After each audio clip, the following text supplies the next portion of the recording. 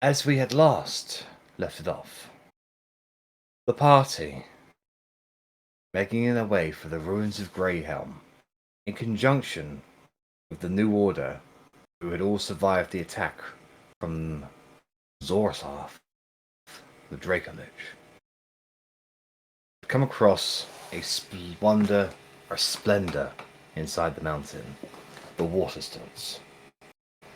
You've been going from inverted column structure after another until eventually you found a large diamond-like structure in the center of 4 points. There was a bridge. There are 4 bridges that connect from those points to the central structure. That's only valid for about 5 minutes every hour, as they constantly rotate and takes the bridges with them. You have successfully been able to figure out how to open the door. I believe you've realised by activating all of the podiums at the same time would do it. The slight problem is that you have been harassed by Harpies along the way. You are beginning to approach them as 2 of them fly down onto the bridge, as probably about 2 dozen more are just sort of circling overhead. And as these creatures are sort of like sort of taken aback and interest by you as you approach them diplomatically. Jorprix, who hangs behind, after performing a scrying, realised that there was something much sinister at foot, and that a matriarch of these Harpies from within the structure was about to unleash a horde. As Joprix begins to run out to the bridge, you guys have got a couple of minutes before any of that even comes to fruition. So, aside from Joprix, who I know isn't there, can anybody else remember if anybody stayed behind, or has everybody gone out onto the bridge to negotiate with these creatures? I had cast tongues on Agnes. Hmm. So she could attempt to chat with them. I'd probably be on the bridge, but near one of the ends. I wouldn't be right in the middle of the bridge. Righto. We were tied together, right? Yes, you had all attached ropes to each other in like a connecting. And we had thing. some sort of something in our ears. I'd probably be at the front, ready to attack anything that attacks me back. Righto. So, these 2 somewhat humanoid, somewhat feminine, but mainly bird-like creatures are like sort of skulking on the bridge. Each step they make is met with almost a flutter from like step to step of their wings. Their hair is long and oily and scraggly. Their skin is somewhat bony, but clearly feminine in nature. As they sort of take the measure of you guys.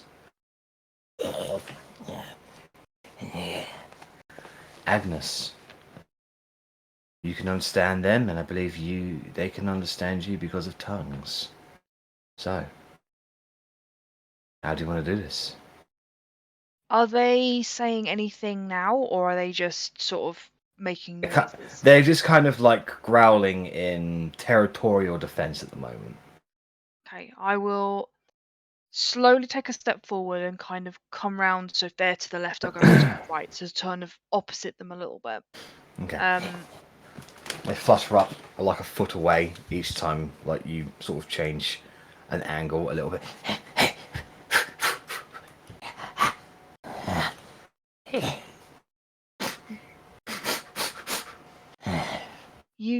You look like Harpies. Is that what you are?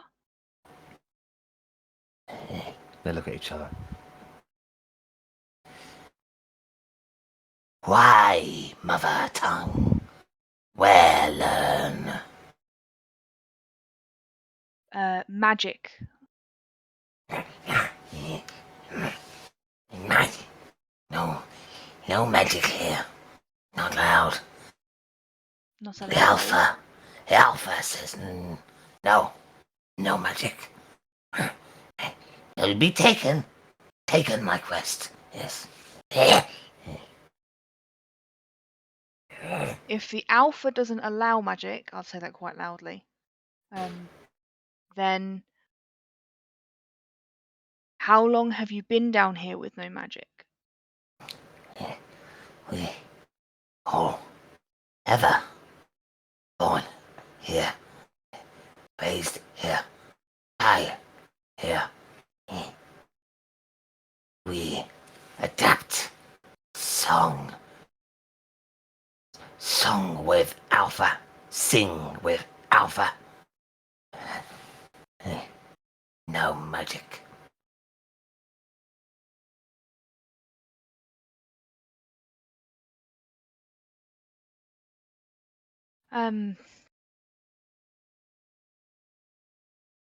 We would like to restore the magic. Why? Why? What? Treachery. Not really treachery, is it? Alpha says no. No, Stan. No magic.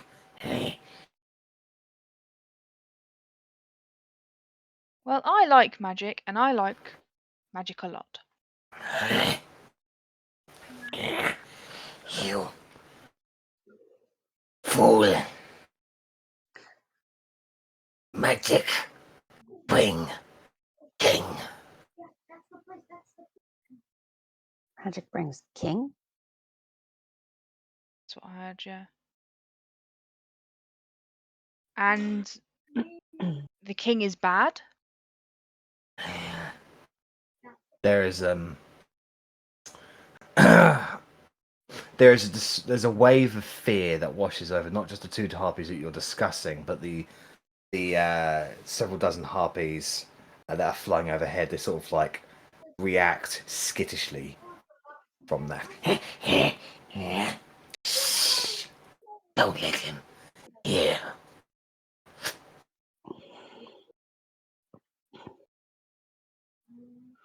Will we be able to talk to the Alpha?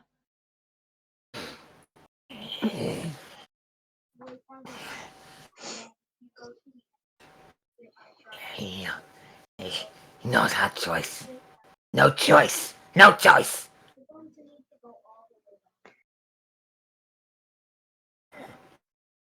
Cora's gonna reach down and touch Agnes. Because the way tongues works, she's just speaking regular whatever language she's speaking. They can just Yeah. understand. Okay. Yeah.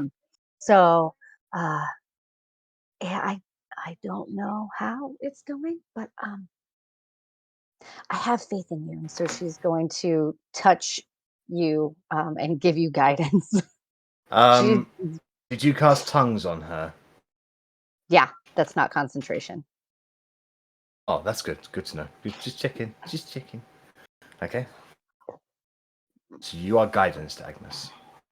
Feel a little bit holier, a little bit more glowy. And I'm gonna, based on that, I'm gonna like stand up a little bit straighter and be like, we would like to speak to the Alpha. If you could please get them out here so we can have a conversation. Make a persuasion roll. I could try. Persuasion. And then plus 4.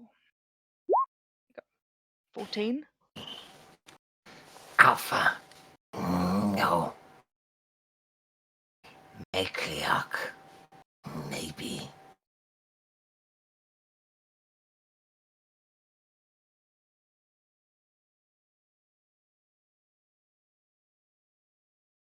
At this Would- point, footsteps echo from behind you. You look around to see Jorprex breaking a sweat. He's rushing towards you guys as you guys are basically halfway across the bridge.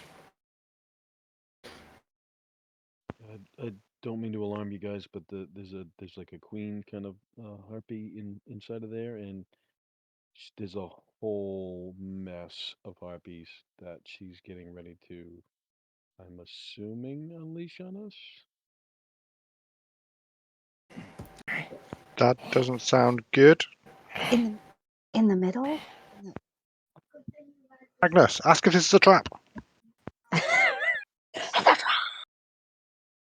mean, I can tell you that. Of course, it's a bloody trap. Then why are we talking to them? I would like to go back to asking the harpy. Say, in the center, is that the alpha or is that the king? King not here. King far away. Doesn't come here. That Alpha and Matriarch.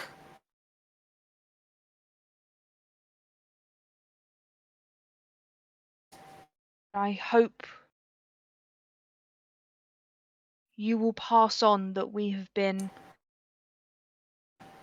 polite to the alpha that is in the middle. What? Sort of whisper amongst each other for a second. And they turn towards you and they say, What are you? What creature? None like we know. So we came from another land across the big sea, and we came here for a better life, and now we're here. So human, human, human, human. there is a Wow. pause amongst them. Until one of them repeats, Where come from?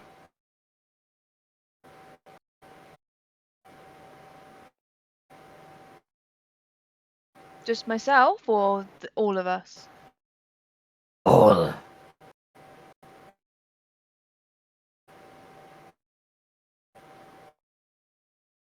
We came from the old world. What?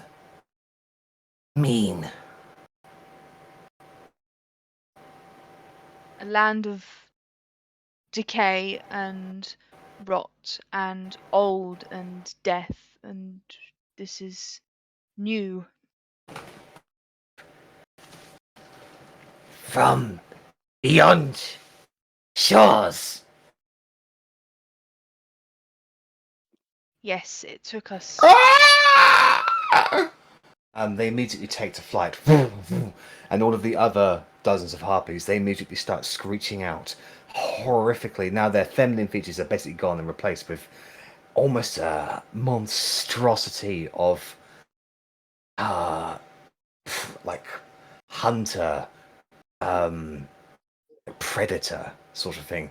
And they start going, outside, outside, outside. You're the only one who understands this, Agnes, as you just keep on mentioning like, Outside, outside. He wakens now. At this point, you can tell from the very center of the structure, a roof opens up, like triangle points of stone. About half a dozen of them that sort of close, but they open up, and you can see more and more harpies fly out from there. Dozens, hundreds. They just start pouring out there like a geyser of predators. And then they start splitting off in all manner of directions, almost sifting in towards a cloud of harpies that start spreading around the immediate area. The closest harpies towards you guys, they they immediately start screeching and flying off towards this horde, and from your perspective now, Agnes, you now all hear the whispers of thousands upon thousands of harpies just going, Outside, outside, outside. Protect, protect. Kill, kill. and your face kind of drops as you see this geyser of harpies shift direction, and they start coming towards you guys on the bridge.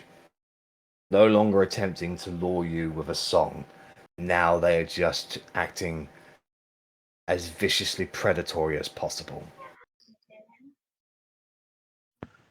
Feels like we're a little bit outnumbered. What are they saying? Outside. We can't hear them though. That's We what I'm can't. asking Well, we can't Agnes. understand them. Oh. Agnes, what are they saying? I think they are cautious that we are outsiders from this land and they want to protect whatever's in there, which I believe is the Alf. They're about 100 feet away from you, encroaching fast. What are you guys going to do? How many did you say there are? Best guess, 1,000, maybe more. Lisbon would just be drawing his sword and being ready. I think getting off this bridge is point number one. If we're closest to the one we've just come from, we get back in there. I don't want to be on an open bridge you with are thousands of exactly harpies. you are exactly the halfway point. Then in that case, sprint onwards and we'll see what's on the other side, and hopefully there's a big anti-harpy device there that we can use. Right in the middle. At the end, somebody had seen this blue egg thing, but whoever was looking, I thought it was Vorkris. Yes, Your magic. that was in the center. That was inside Is the that- structure. And that was the anti-magic thing. Is that where we're running to? Where I'm just we're on the outside of it, I think, of running around bridges around it. Is that right? Yeah. So okay. I'll bring you back to the whole mountain. I'll sort of ping out. So the anti-magic device is inside there. You guys are practically halfway between one of the corners and the actual center structure itself. So you could retreat if you want and get back into one of the outlying structures, or you can press on inwards and get inside. Apparently, press on. If the alpha or the matriarch or whatever is in there, then we can't face 1,000 of them. We're just not that strong. But if we take out the matriarch, maybe they all fuck off, or maybe we could become their harpy king. I don't know how harpies work, but it's worth a try. I'm purple. I like the idea. Let's charge in. Let's kill this. I like the idea of being a harpy king, and Lisbon would just charge in. Okay, so as you guys start charging downwards, immediately,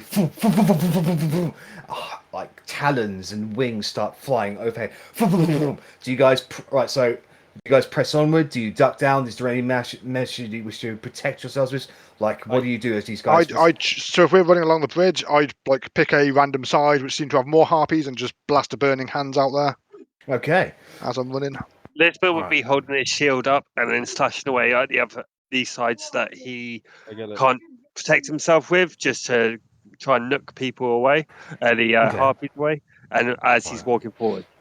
I got a spell. I'd like to throw up. I'd like to say, nobody look at this, and I'm going to throw up a hypnotic pattern to try and stave off the head group. Hopefully, get them all at once on ice. Right. They're all kind of concentrated, so I want to try and get them to stop. Nice.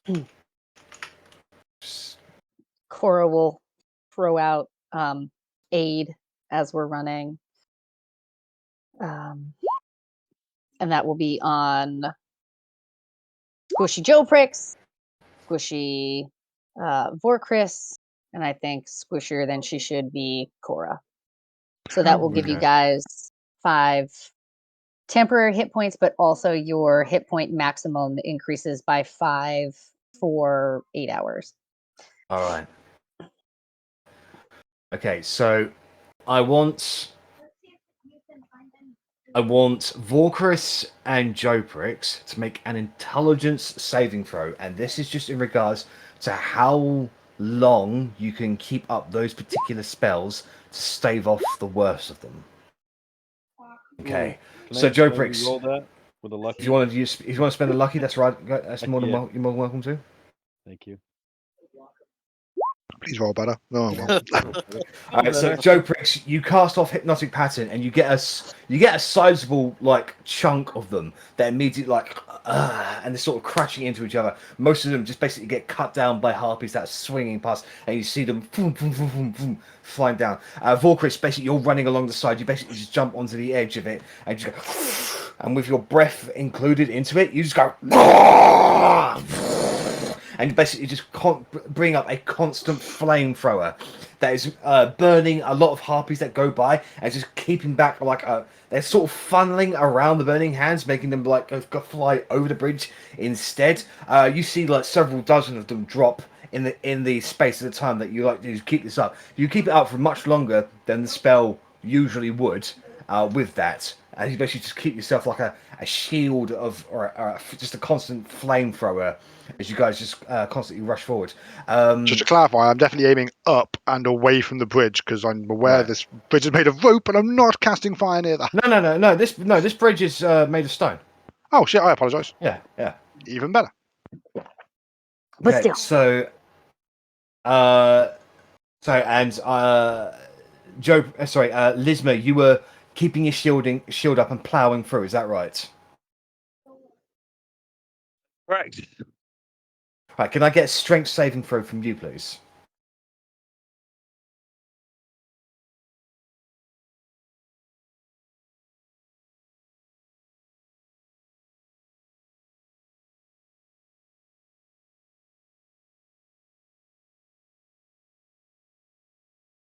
Have you rolled?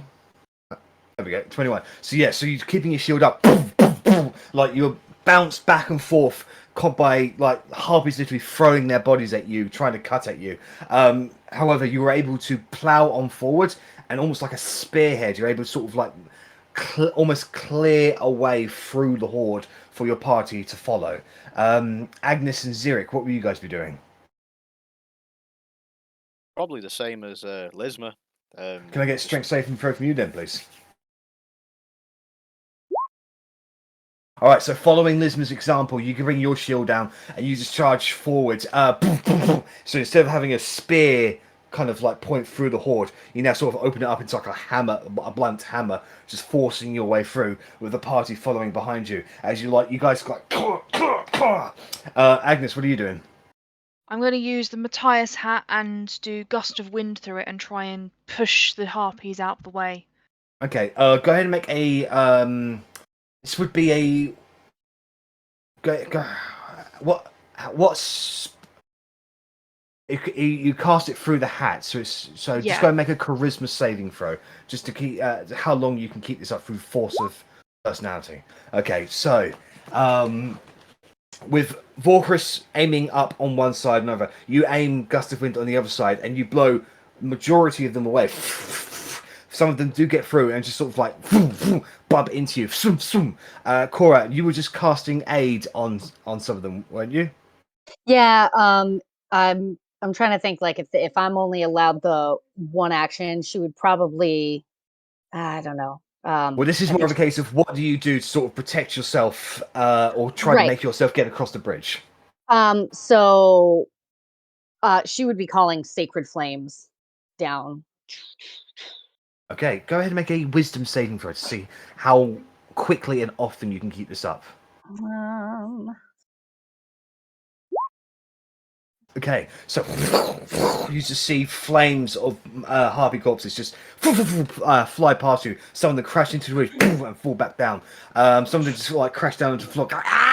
It would just leaves the rest of them just to be finished off by the party as you just sort of rush forward with like quick weapons truck or something like that. You guys make your way 3/4 away across the bridge as you've staved off the worst of it, but now a massive horde comes down and starts almost kamikazes dive bombing you like rain. Can you all make dexterity saving throws, please?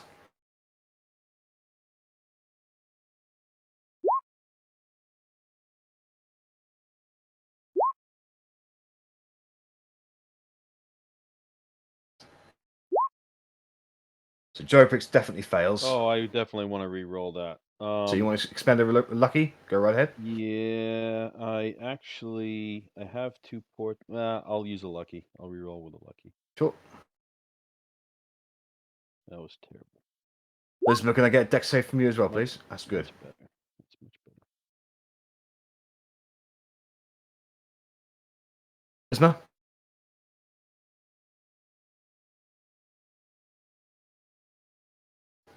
He must have stepped away for a moment. Okay, well, I shall roll for him then. Where is this character sheet?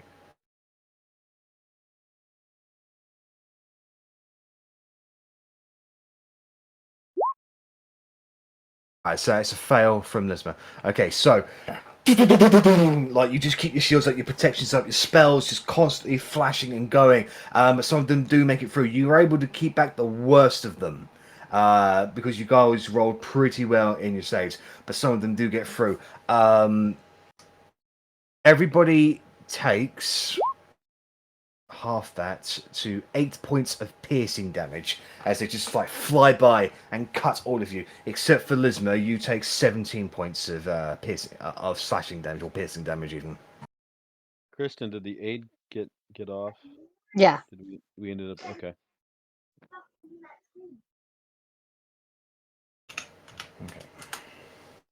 Okay. You guys keep on plowing on ahead, and listen to this point. Do you want to keep up what you're doing, and do you want to change tactics? It's like you're in the final stretch. You're probably 50, 60 feet away from getting to the other side towards that now opened door that leads inside. I think it seemed to work, so I'm going to keep with it, I think. Yeah, why change? I think we have to get in. All right, can I get you to repeat your saving for us then, please? Yeah, Lisma will definitely continue, so... Which, the intelligence saves? Yes, please. Lisma also took 17 damage.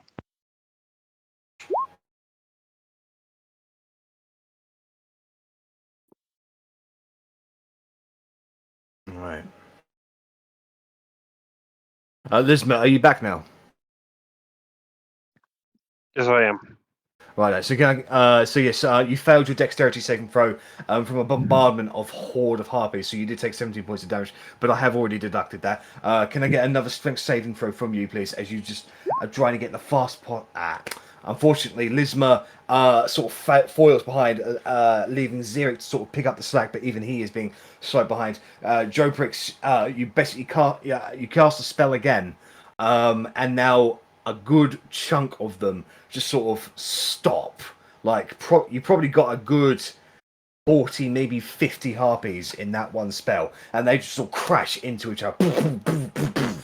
Vorkrix, you constantly burning them down. Like you're mentally, like you're an intelligent individual. You're mentally counting how many you've got down. You've probably dropped about 30, 35 harpies at this point. Vorkrix Harpy Bane. Agnes, you can I get another? Sorry, it was a charisma save if you're keeping up the gust of wind. From if someone lags behind, I'll probably just run behind and make sure they're all right and bring them back. So I'll no one's lagging behind as well because the saves have been pretty high. All right, so this time you sort of just concentrate even more, and Matthias' head just goes even stronger. The winds and the harpies are blown away. They start getting chucked everywhere. As you guys get across to the bridge and make your way for that open door, another horde of harpies basically sort of coalesce around and start streaming all of you. Can I get repeated dexterity saving throws from everybody, please? The DC is lowered because everybody got very high on the strength saves.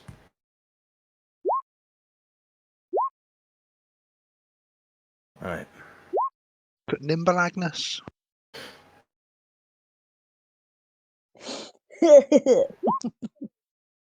All right, so Xeric and Cora, you'll take 4 damage on this. So 5 piercing damage. Everybody else takes 2 piercing damage.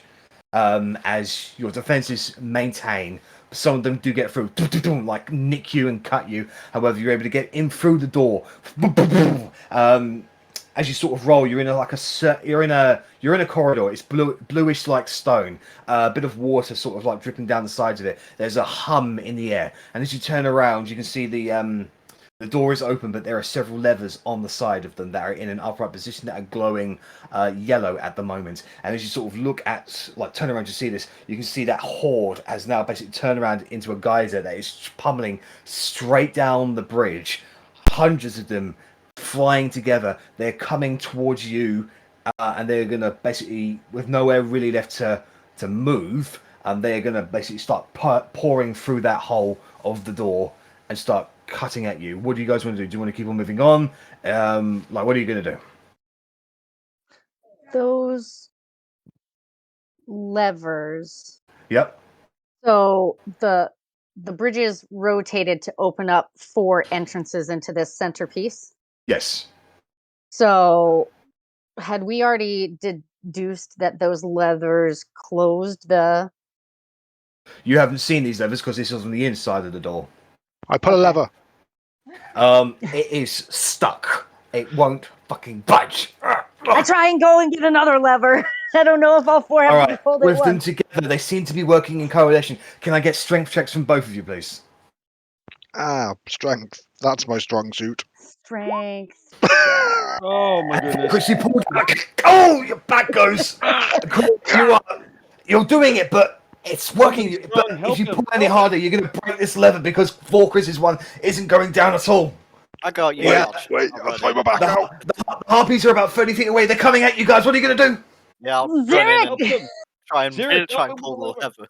All right, get a strength check from you, Zurich, please. Lismer, where are you? Yeah, It's a safe. It's a safe. It's just a check. Lisbon will do the same to the other lever. Bring it down, and at that point, a couple of the Harpies come through, and they get flattened by the probably it's about 3 or 4 foot thick stone slab, and you just get so that'd be Zurich, Vorkris, and Cora just get splattered in Harpy blood as they are crushed by this stone slab, and just all of their insides just goes like a tube of toothpaste, basically. But on the other side, you just hear the sounds of hundreds of Harpies crashing into stone. Sucks to be them. Cora's gonna wipe herself. That's unpleasant. Look around a little bit because I know that I had heard Alpha, and I think I heard all 3 words out of Agnes. So Alpha, Matriarch, and King. I don't have any context, so I'm looking around on the inside to see if there's anything else in here that we need to fight. Well, not that you can see at the moment. You see a few feathers and blood guts, but immediately the corridor ahead of you continues onwards for a few feet before there is another door, or it's like a stone slab that is down with multiple depictions of an ancient sigils that you don't understand, and it also sort of there's 2 exits, one that does to the left and to the right. If we have a second, Cora, I'll just lie down. Can you just step on my back? I threw it out with those levers. It just needs to walk along my back. It'll help. I don't know if walking along your back is a good idea, but hold on, and I'm gonna reach, and I'm going to before you lay down, I'm gonna scoop you up, and I'm gonna turn you around and cross your hands this way over your body and grab underneath your elbows, pick you up, and do that like shake that a good person would do to adjust your back. Yeah, and it'll go.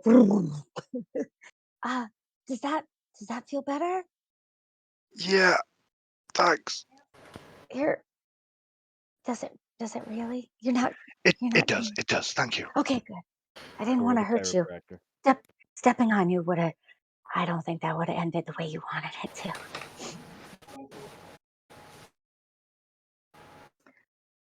So we need to go. These are the exits you were saying, right and left? Yes, and there is that stone slab door, if it were, is down here.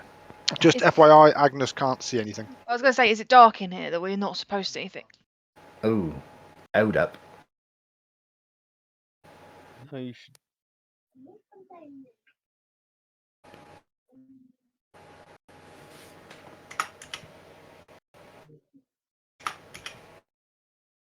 Did that work, Agnes? Yes, thank you. I had my eyes shut because I was so scared. Now I've opened them again. I can Same for me because see. I'm just like I've got just normal vision.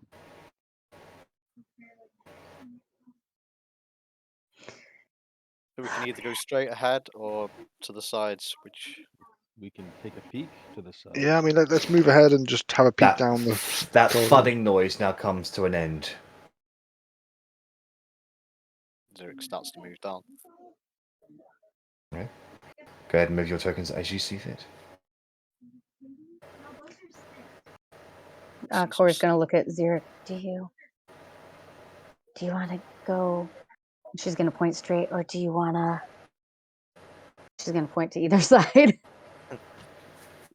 Let's have a look at the stone door first. Maybe some of the more magically inclined can figure out what it says or anything. The big thing in front of us. Yeah. Okay. She's going to move out of the way, but she's going to also peek through this while she steps to the side. Okay.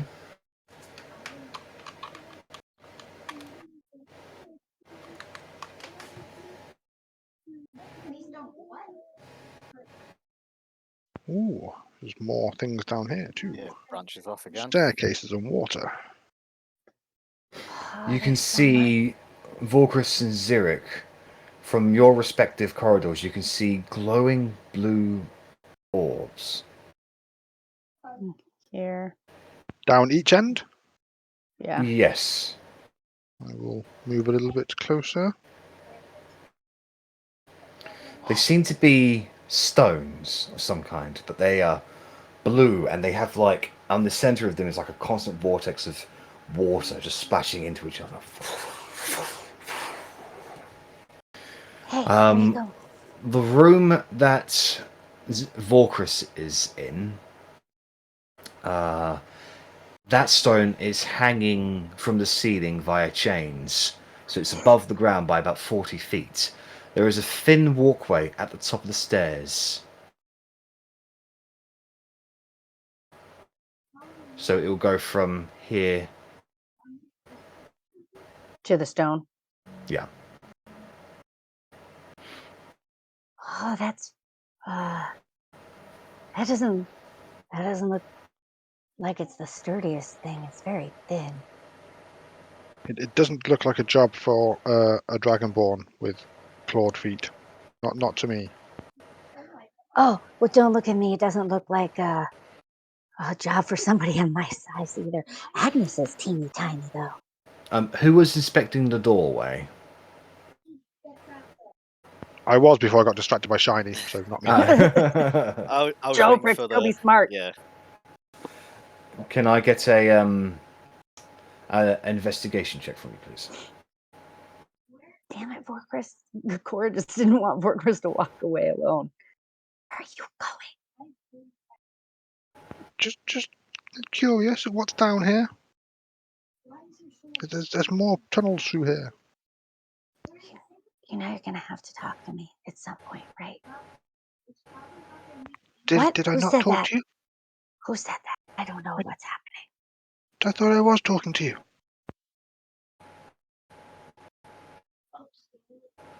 You know what she means. No.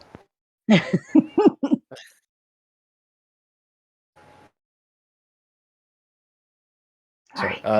Jawbricks, did you say you were investigating the door? No, I haven't. I haven't gone that far yet. Was it? You're right in front of it. Yeah.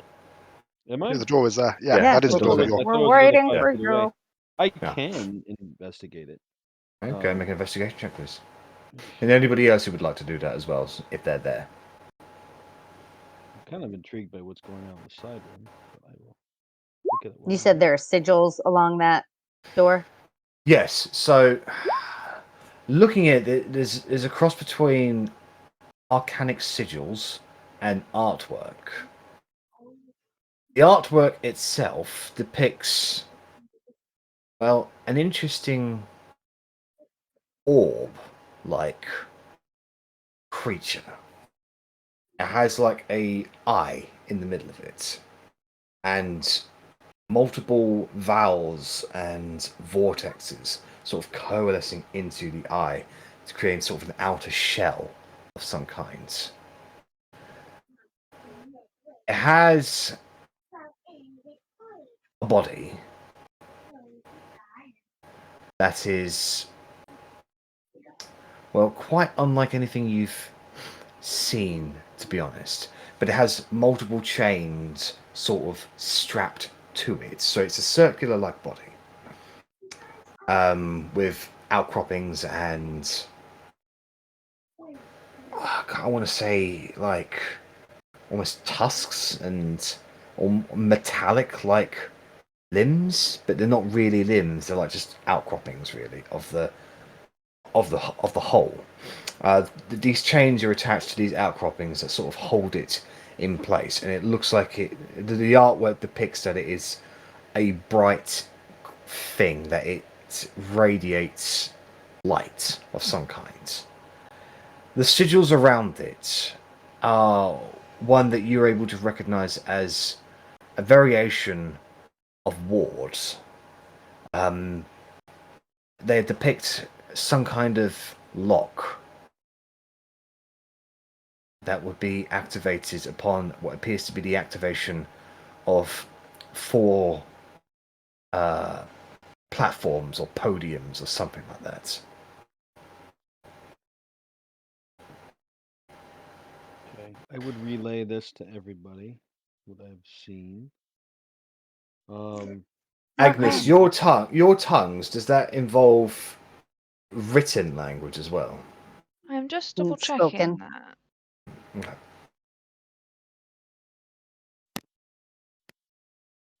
Were we But if we able to think there's something activate? important, oh, sorry. No, it's fine. I couldn't remember if we were able to activate all 4 things at once. For Chris, Joe Bricks, he found some stuff that looks like the stuff you guys put in your books. Come on. Words. No, not those, like the things that you draw. Don't be a jerk to me. I know words. You know I know words. The things that I draw, I don't think anyone else puts those in their books. My name's not Lismer. Okay, no. I mean, I didn't practice this morning, so I can cast comprehend, but I have to sit somewhere for 10 minutes. So maybe it's worth just having a quick look around before I do that. Unless you think it's important. I mean, you guys have already been here for over 5 minutes since the door closed, so there's not really been any sign that those harpies have followed you in here. I sit down, I take out my book, and I start ritually casting comprehend languages. Okay. Is there anything you guys would like to do in that 10 minutes? While Vorkus does that, Real Rich gets a beer. Hey. I think after Joe Bricks says what he described as what he saw on the door, I think Cora's just going to stare at it for a moment and try and piece together. Yeah, you think that these things on the outside are what we were trying to do to open up the doors on the inside, but That's what it seems to look like. That I don't know if that means that will also unleash these creatures. I'm assuming these match up with what's in these side rooms. oh, there's a big shiny blue ball in that one. Does it look like a It's cinnamon hanging roll? from no, it's hanging. It's blue. Oh, it's hanging from the ceiling by a chain. Does you said that the spherical whatever looked like a creature with tusks? Does it look like it's similar to either one of these 2 orbs in the side rooms? I mean, only in the sense that they're spherical and blue. They're round. Yeah. Zurich, moving into that room, there is a glow from underwater in that over there. Some weird glowing stuff in here. Where were we?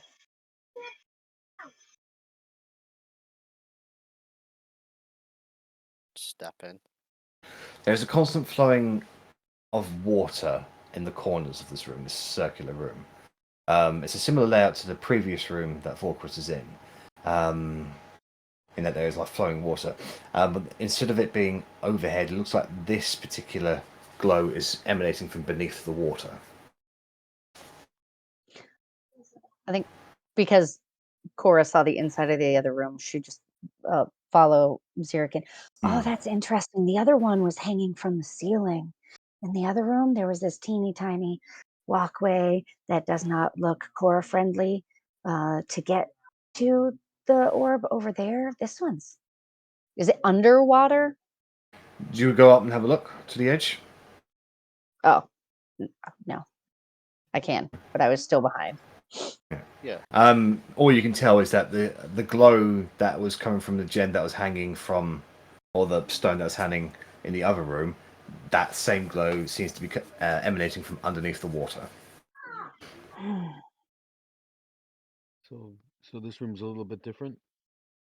This one has the same kind of glow, but it's coming from underwater. Were we able to activate all of the outer mechanisms? Yes, because if you hadn't, the door wouldn't be open. That makes sense, right? But if there's two of these glowy things, maybe there's others around, and maybe it relates to those. Oh, There's more corridors further down. Yeah. All right. Somebody want to come with me? Yeah, I'll watch it back. I want to ritual cast detect magic on this thing. So, Cora, walking into this room with Xeric behind you, it seems to be some manner of altar. There is water sort of vortexing in that area there, and there are two chests up on a shrine up there. So altar, does she recognize any religious iconography or anything like that? Make a religion check. She'd also be trying to pull from, I don't know what that +2 is about. Guidance. Oh, no, that shouldn't be on. Well, yeah, she would also be trying to pull from the shrine that she saw in the crypt with the abandoned too. Okay, so spending a minute to look at this, Cora. There are various depictions of a religious iconography in the sense of, once again, that bluish spherical thing with tusks and outcroppings and metallic-like structure towards it. However, this one is a lot more crude in its design. Some of it's made from bone, others made it from like a coalesced, almost taxidermied leather and fish, and birds and like it's fucking awful. But this one's kind of primitively made. It really just depicts that circle spherical thing, but more in the. It looks like whoever made the religious iconography in here is different from whoever created that door.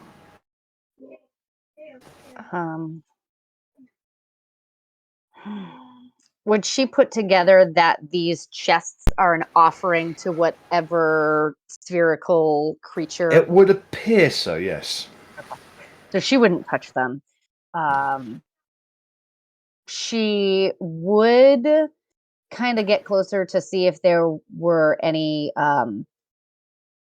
markings or depictions on them, just in case like she needed to come back here because we found something, a key later, you know.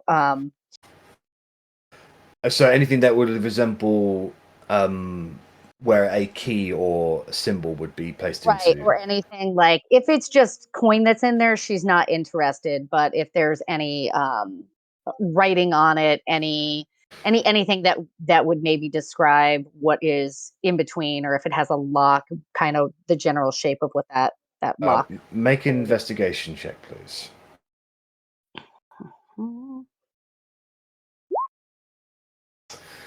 You're quite confident that there is nothing like that in the immediate area, nor on those chests. It looks like this is just purely a religious altar made for offerings.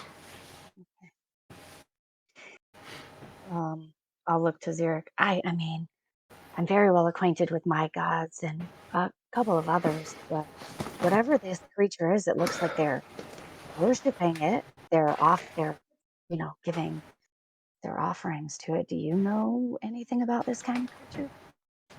Can't say I've come across anything like that. Maybe if we open the chest, we'll get a better idea of what they were offering it. Oh, you're not going to take anything though, right? Probably not.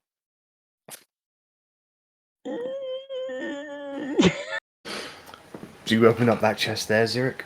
I think so, yeah, just to try and get a rough gauge on whether they were You ping it open. Sure. Sacrificing anything or anything like that. You open the lid. Inside, wrapped up in kind of a silk-like bed, as it were, is a candle.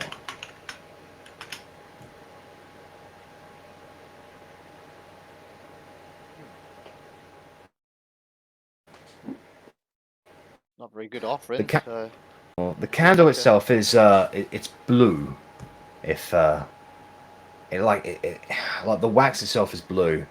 It's embedded in a candle holder that is almost like jade-like in nature, but is made of like a azurite-like. What's the word I'm looking for? Azurite-like property.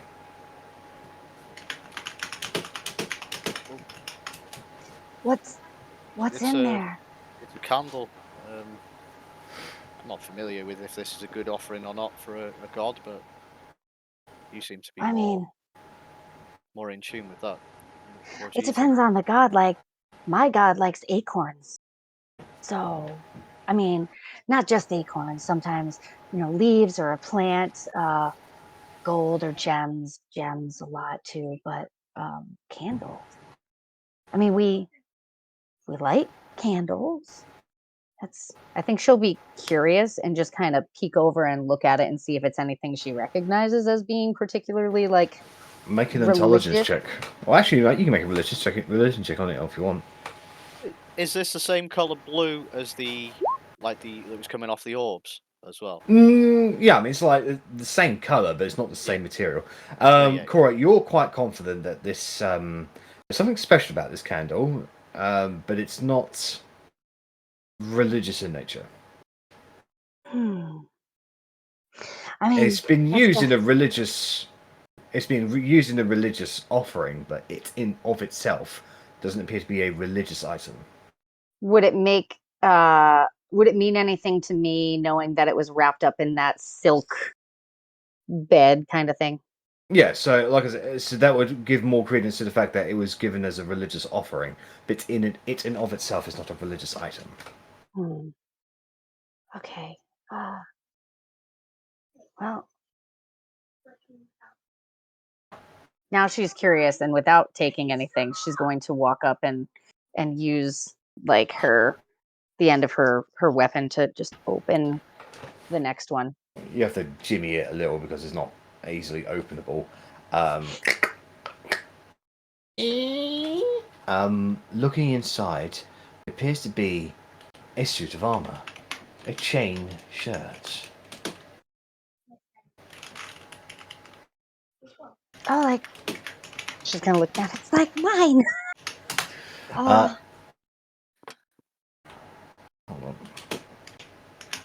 This particular chain shirt is blue. It is a blue level of color, but that appears to be more of a dye, if anything. It is a well-made chain shirt, but you can determine that it has a few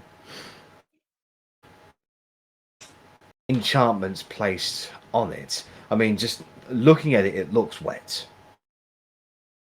Oh. We could take him back to the boss and yeah. see if he can check him over. He was casting, richly casting something before, wasn't he? Oh, what you just want to see what kind of magic it is?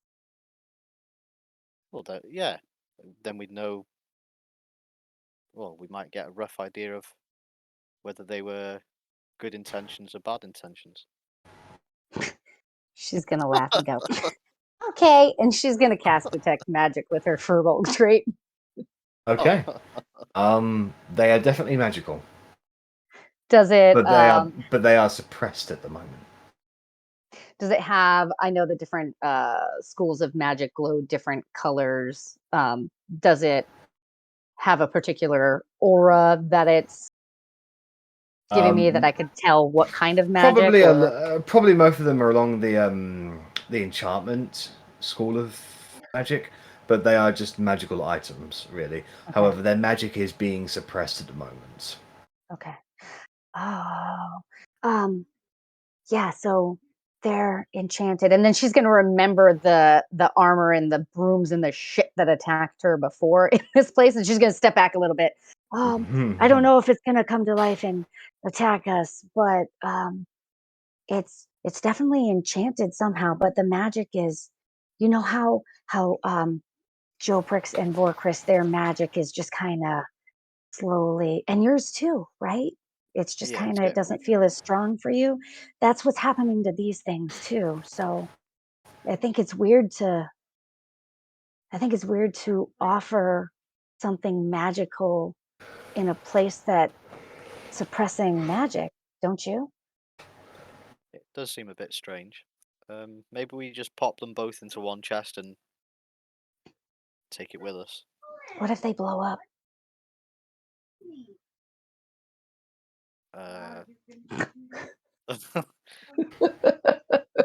It's a Cora question. It's not a Kristen question. It's a Cora question. I don't know. I guess we try and jump out the way. Well, okay, wait. Did you see that there's like if I turn sideways, I can fit a little bit, but there are places back here too. Those little rooms that you move into, they look like they were old storage cupboards, but now they are devoid of anything in them, really. Like it was cleared out in a hurry, actually, and nothing of any value or note is left in them. What about down here? Okay, so as you guys go exploring, are you leaving those items behind? Cora's not taking them just yet. Yeah, if Xeric does. Cora's not. Xeric will throw like them into one chest and then just close that one. Okay. So they're both in one. Okay, no problem. So meanwhile, whilst you guys are doing that, Joprix and Agnes, what do you do in this room? I was trying to ritual cast detect magic on the orb. Okay, so you'll basically be done when Vorkris is done, really. Yeah. Okay. Agnes, is there anything you would like to do? I'd like to move over the guy that's sitting in the hallway for a start. Then Yeah, just randomly so you sort of sat down step on the over floor. him. Yeah, you can go. I'm just how inconvenient. Crisscross. Sat cross-legged, taking up as much space as possible. Right. Cora and Xeric, that room there has got a very strong humming in it. But you can tell one of those blue orbs is on a fountain up some steps. Huh. You should tell him that there's another. There's even more? How many blue orbs do you think are in this place? Yeah. Well, however, so Agnes, you move in further into the room. It is perfectly spherical. Once again, you see that that glowing lights from beneath the waters over there. Can I see it from up? If I'm stood up here, can I see the orb from how far down it is? No. Okay, I'm gonna go towards the water and see how far down it is. It's actually quite far down. It's a lot. You wouldn't have thought this water is that deep, but it's actually a lot deeper than you expected it to be. You estimate it's about 80 feet down below the surface. It's that low, huh? Out of complete curiosity, I'm going to go over to the other one. Mm-hmm. To the other hallway. Hang on. Because I haven't been in this room yet. And 40 feet in the air? Yes. Why don't they match? Why is it like this? Okay. I'm gonna stop casting because I realize the thing is too far away for me to cast detect magic. Okay. It's Okay. 80 feet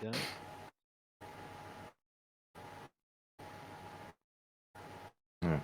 So as you guys continue to wander and explore, Vorkris, you would have finished your spell by now, and you cast Comprehend Languages. And I will go up to the doorway, and I will touch the door. Okay. Excuse So, me, coming through. Oh, I didn't mean to go through the door. having a look at it, you can see some words that were previously indecipherable kind of shift and form before your eyes.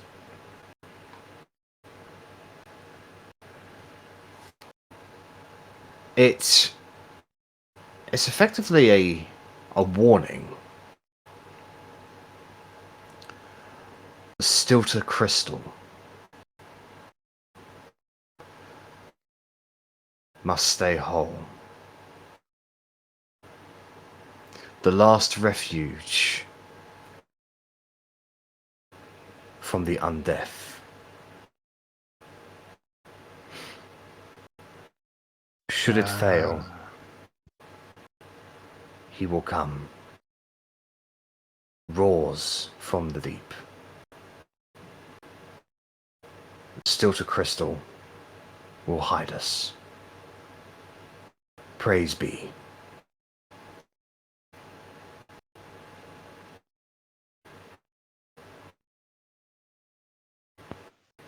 So Vorkris is very intrigued. He thinks he understands the implication that magic has been drained from this place as a way of preventing undead from being here, as presumably undead would always require some degree of necromantic magic to be around. And so by draining all the magic in an area, you protect yourself from undead. Which, first of all, he's very interested, because undead, kind of his thing. Secondly, he is now very dubious about bringing the magic back, because how many undead there are there. But how else does he learn all about them if he doesn't bring them back? This is a real should I tell the party what I've just read moment. Yeah. Jack, can you just copy and paste what you said into the chat, please? The Stillwater crystal must remain whole. It is the only protection from the undead, was the gist of it. The last refuge from the undead. Should Yeah. fail, he shall come. Mm-hmm. I also put filter. Okay, I will translate that for Joe Brooks and Lisma who are by me and pass it on to the rest of the party. But I'm still all for getting the magic back in this place and finding out what the fuck's going on. Although that may involve a lot of undead being around us when we do. But, you know, undead can be helpful. You've all seen that. Just because they're undead doesn't mean they'll try and attack us. Maybe they'll respect me as their true leader because I freed them from their magically drained state. To be honest, I'm not really sure you're alive. Still might be the I'm key to knowing the perfectly way out. alive. That's just racist. Never seen a dragonborn before? Actually, no. Well, this is what we look like, and I'm very much alive. Until I discover the secret of leechdom.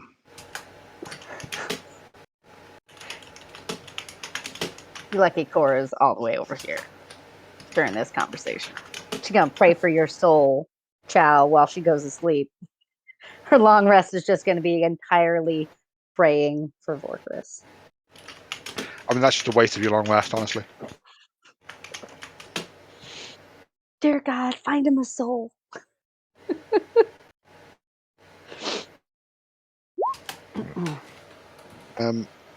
So, as I move through the other rooms, was there any other And anything else written down anywhere that might be useful? While I can do this for an hour. Not well. If it does, I'll let you know. But that seems to be the only thing with any real sense of iconography to be read. Cool. I will continue exploring.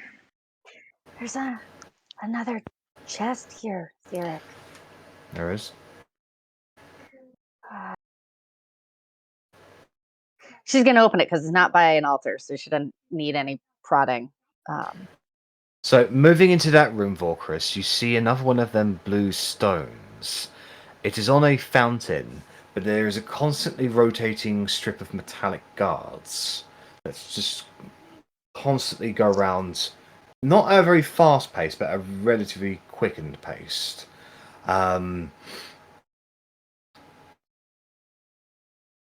It looks like have a look. Did you go through it the looks door? like these strips and guards only match up for a period of about 6 seconds before blocking off access to the crystal again. And they're moving relatively faster. If you were to,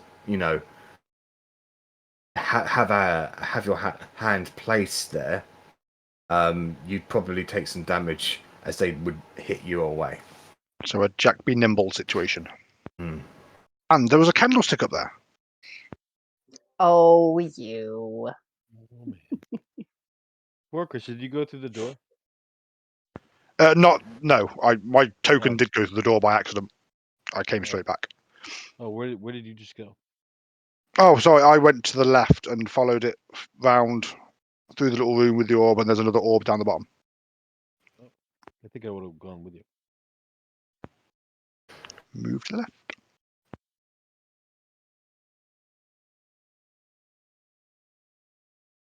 And you went down or up?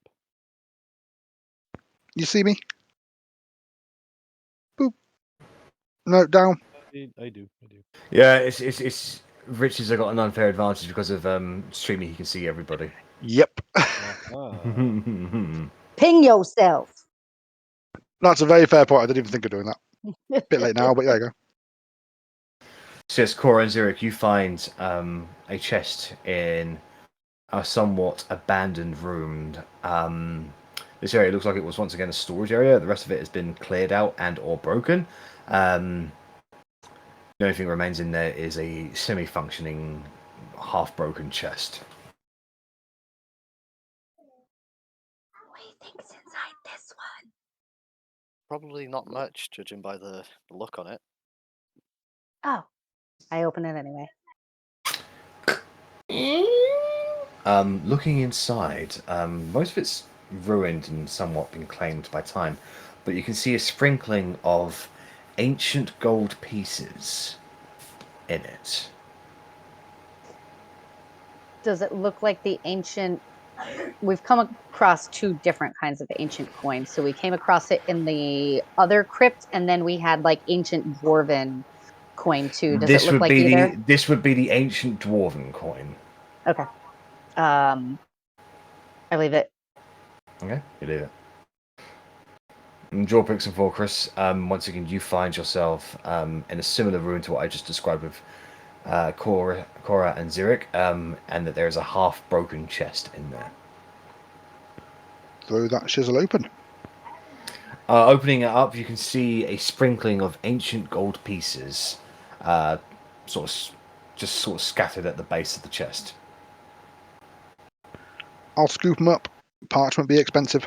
Right. Takes you a minute to pick it up. You can count 220 ancient gold pieces in that chest. Holy shit! I was thinking like 10 when you said a sprinkling. Oh, that's not little. It's smattering. You can retire. Oh, hey! There's another one. Does this one look as beat up? That one is strangely fully intact. This one looks not as busted as the other one. Maybe there's something fancy like the candle inside of it. So I'll take my my weapon and try and. What's your reach on the weapon? I would get closer than that. Just. Can you make a dexterity saving throw, please? Yep. As you step forward, you hear a click in the. As you step on a stone, that goes. And instantly, two blades from the sides of the wall immediately come out towards your neck. They cut into you. You're not quick enough to get out of the way. You take 22 points of slashing damage. Okay. Jesus. As they ping into the sides of the wall and they break apart upon impact. And the blades fall to the floor. Great. So I'm gonna fall to my knees because that hurt a lot. You okay? Nope, not that. Reach my hand out and Jorprix, can you make a dexterity saving throw, please? Oh crap! I left that chest for you. I feel so bad. You knew.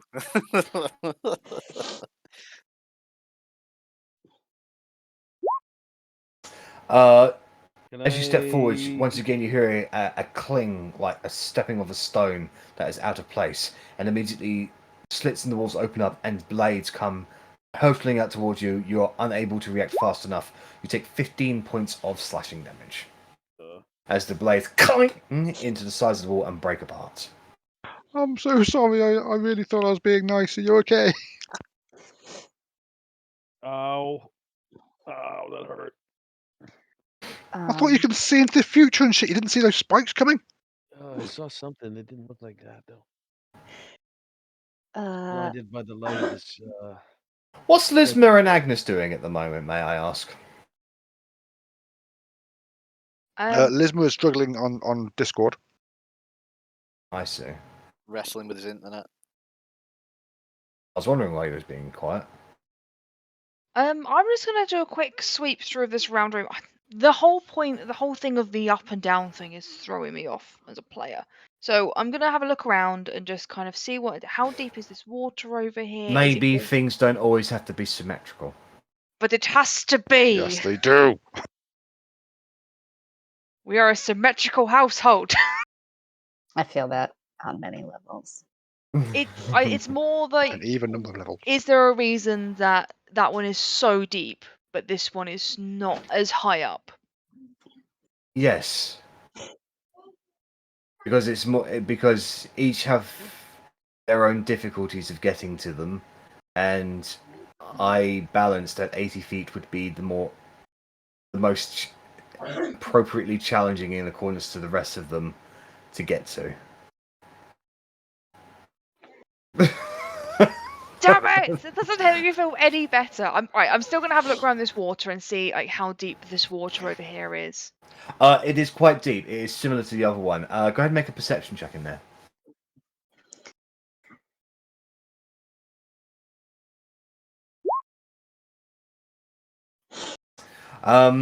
You can peer maybe about 100 feet down that there is something of a rapid or a vortex, like bubbles or something like that, that just sort of coalesce around. And that's when you remember that this entire structure is suspended over that seemingly bottomless pit. And you have a sense of vertigo. And at the same time, you see something scaly swim past. You only catch it for a second. No, I'm not swimming. Okay, I'm gonna quickly move away from the edge, and bear that in mind. And talking about there was. I'll say Lismer is hanging with you for the time being, just to make sure that you're not alone. How wide is this platform to this one? About. Consider it to basically be a plank of wood width. It would require skilled amounts of balance to get across there, as there are no guardrails or ropes to hang on to. Okay. I feel weirded about by the scaly thing, so I'm gonna try and make my way over and try and find whoever I bump into first. Okay, sure. All right. So, Cora and Jorbrix, you guys are somewhat bleeding from the blades that have cut across your body, mainly into the sides of your neck. What do you want to do? I want to see what's in this chest. Right. So you open up the chest, and inside you can find a scroll. Okay. I think I'd try and pull it out. Probably now that I'm tentative, like I'm searching through my inventory with something I can pull it out with without touching the thing. Mage hand? I don't have a mage hand. I'll use mage hand if you want and pull it out. Sure. Okay. Thank So, you. Volcrus, you cast Mage Hand, and as you cast it, you see Mage Hand flitter in and out of resistance, like there's some static in the air. And you notice to be the effects of this area is beginning to subjugate your magic a little. You still have you still have some time left, as you guys have, you know, gone pretty quick about this, but it is already beginning to affect you. This magic thing's causing us issues, guys. But the Mage Hand is able to go down into the chest and take out the scroll without issue. And I will pass the scroll to Jorbrix. Yeah, and I will attempt to read it. If it's Make an Arcana check, please. Okay. Let's see.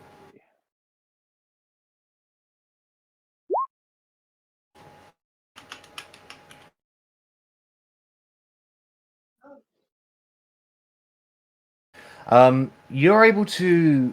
I mean, it's quite confusing. It's written in a very, very strange way, but you understand the sigils. I mean, you to the point where you're able to somewhat get the gist of it. This is a first level long strider spell scroll. Okay. I would relay that to Vorkris. This is a spell that allows you to move a little bit faster. That could have its uses on occasion. Yeah, interesting. It's interesting. Not sure it is worth the wound on my neck, but yeah, it is I'm what it is. so sorry, but maybe Cora will be able to fix you up when we meet back up with her.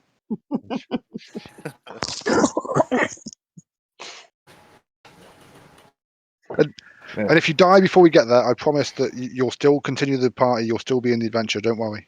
You are so helpful. Can you keep her purple?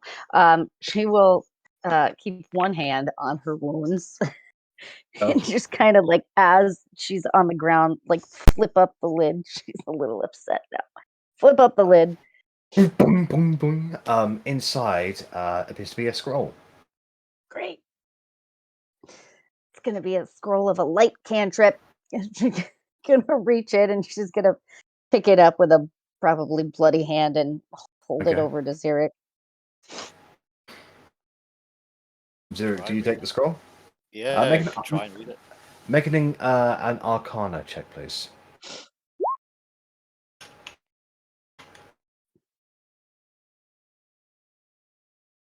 Oh wow. Yeah, reading through this is like, well, that's a very, very weird way to write an enlarged reduced spell scroll. Is it anything good? I suppose it's good. I mean, it can make you bigger or smaller. It's enlarge or reduce and roll it up and hand it back to you. Probably better off for you.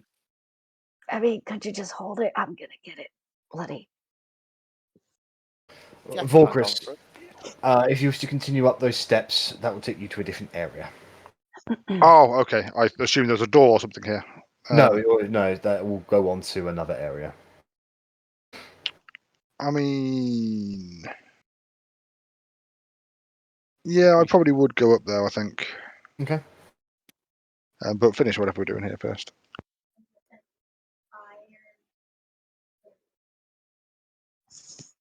I'm going to cast Cure Wounds on myself. Okay.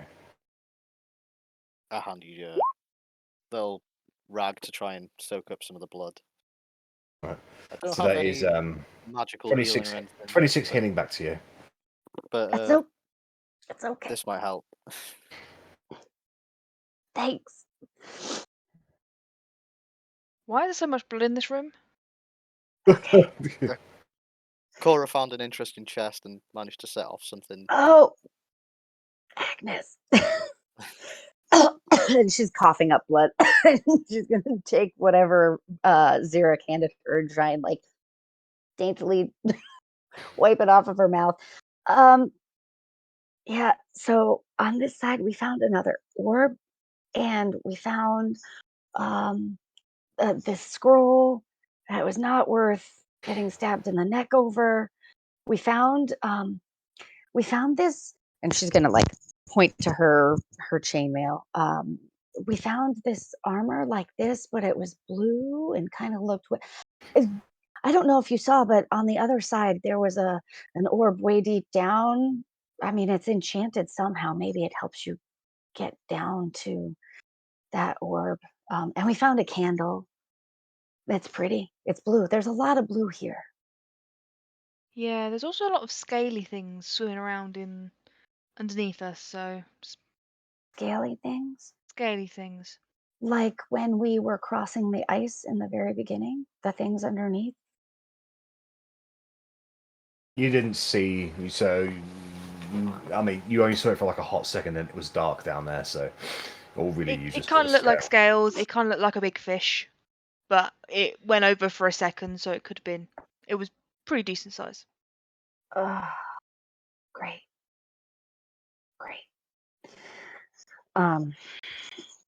Well, did you guys figure out what was on the door? And I think I would. Wait, there was. Oh God, there's stairs up that way. I think it's a locked doorway, or at least a closed doorway or something. Is that sealed off over here, Jack? No, that will take you to the next area. Wow. That goes up for a good 40 or so feet. Wow. Did you guys figure out what was on the door? Yeah, Walker said something about undead, disturbed. Can't remember if it can be or can't be. Vorkus, can I just confirm you did tell them what you learned in I did, yeah. Right. Yep, I did. Yeah. I told them not only what it said word for word, but then my assumption that it's the anti-magic field was created to protect them from the undead. So when we bring back the magic, if we do bring back the magic, there's a good chance we're going to be surrounded by undead. But I still very, very much want to do it. Oh, Agnes probably remembers it. She just wasn't paying attention. She was probably too worrying about why one was up and down and the certain distances and the difference between them. So she would have been looking at that more intriguingly. That something undead, something is disturbed or not disturbed. It'd be fine. That doesn't sound fine. Do you guys want to go back and tell the other before we just go around in circles? I don't know where they are. Or do you want to go up this way and see if it connects? Or No harm in checking this way first and then doubling back. Okay. Do I see Lismer? Hey, Lismer. Hi.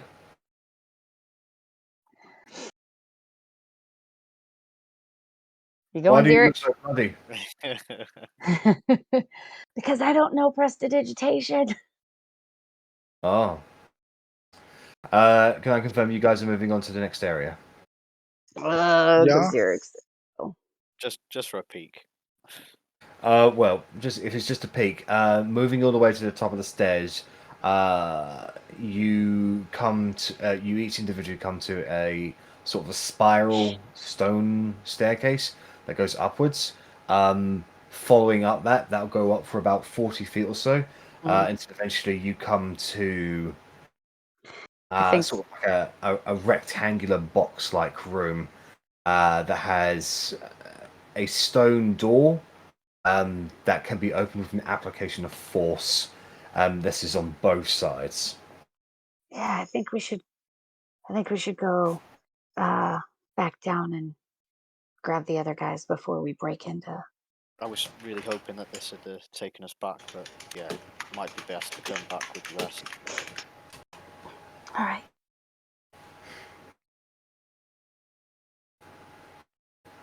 Okay, so you make your way back into the area that you were in.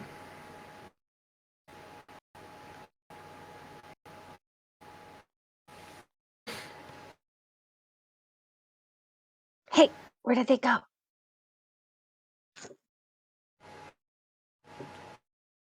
I have no idea. We need to be a bit wary if there's some scaly creature thing moving about as well. I wonder if we can set up a trap to bait it out and then be able to get a good look at it.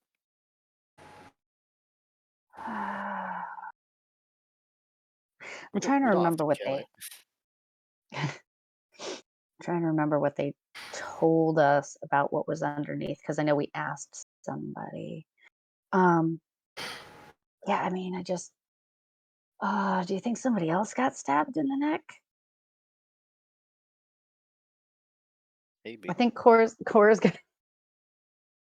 gonna look around, and if is Agnes here? Agnes, do you know where they went?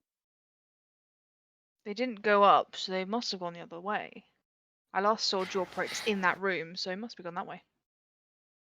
So Cora will Before stick her head in Christian and just. Jawpricks, you guys moved on ahead, is that right? I haven't. I'm kind of antsy. I saw Vorkris go up, but I'm not sure I want to go up there. So I'm kind of like doing the whole Vorkris. Like, Okay, we'll come back and we'll regroup and we'll find out what everyone else is doing. And we should probably try and do something with these orbs as well. There seems to be multiple tests to find out. There's probably one on the other side, so we should find out what the dealio with that one was. Let's not split up.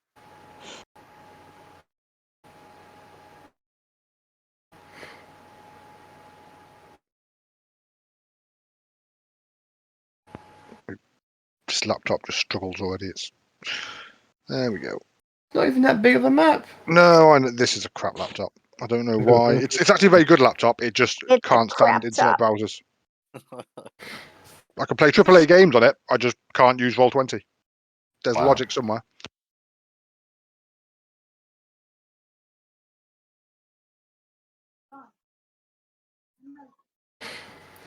So the party has regrouped. I will tell you everything that we just saw, which was a glowing orb with about a 6-second gap in some spinny things going around it. But you have to be in and out quick with your hand, I think, if you want to do anything with it. And I don't really know what we're doing with them yet. There's one of those the other side as well. What, the same thing, spinning roundiness? No, on the other side, it was just in the fountain. It was exposed. All right. It So exposed itself at you. we have one way up in the sky, and we have one way down in the water, and we have one on a fountain, and we have one that's got these things that go around it. They're like metallic strips that sort of spin around. Blades? Not blades, just like blunt metal strips. Okay. Well, if the one on the other side is just like in a fountain, why don't we go over and just try and touch that one first and see if anything happens? Because well, that wait. seems like the Also, easiest option. we found some armor, and we found a candle, and we found a scroll. It's a little bloody. What was the scroll, Zarek? Enlarge. And then I'll hand it out, like sort of shaking a bit of the blood off it. Ah. See if it's So any good this to you. enlarge you could use to grow tall and touch the one at the top. Oh, in fact, I That's don't know how big enlarge makes you, but there's one high up. But maybe we could grow and just touch it from the bottom without having to walk across a wire. Okay. And then, so And if we that think one's that all 40 these, feet in. That one's 40 feet in the air, so enlarge doesn't make it that big. Okay, well, worth a try. if we think that these if we think that these pieces in these chests, we left the chests over by the altar. That's Oh, for in the the room up camera. there. We haven't checked the room up there on this side actually. Let's go up and have a wander. Oh. Maybe there's more chests. Yeah, I was stabbed in the neck back there, so maybe. Oh, yeah. So was Joe Pricks. We Yeah. found a chest and I found the first one, so I stepped back and let him have the second one, and then the second one was trapped and I felt really bad. You did? Well, I mean, I'm not out to get him hurt. It seems he's a nice enough guy. Oh, this is the same kind of altar. I say, Altar? presuming. It's Yeah, just a table. similar. It's fine. Progress. Of the two of us, one of us would recognize what an altar is. Just trust me. But why would the Harpies use anything like an altar? It's like they're Harpies. Who cares? We tried Is to be it the nice. We tried to be tactful, and what happened? We got attacked by freaking hordes of them.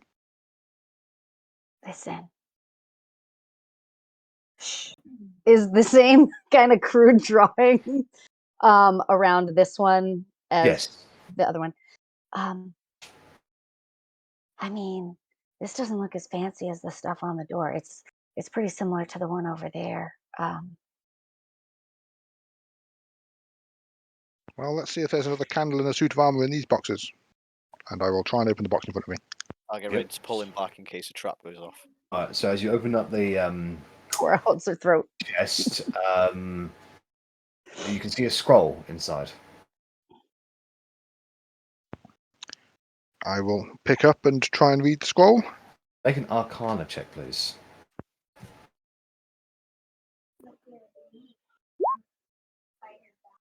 This one's advanced.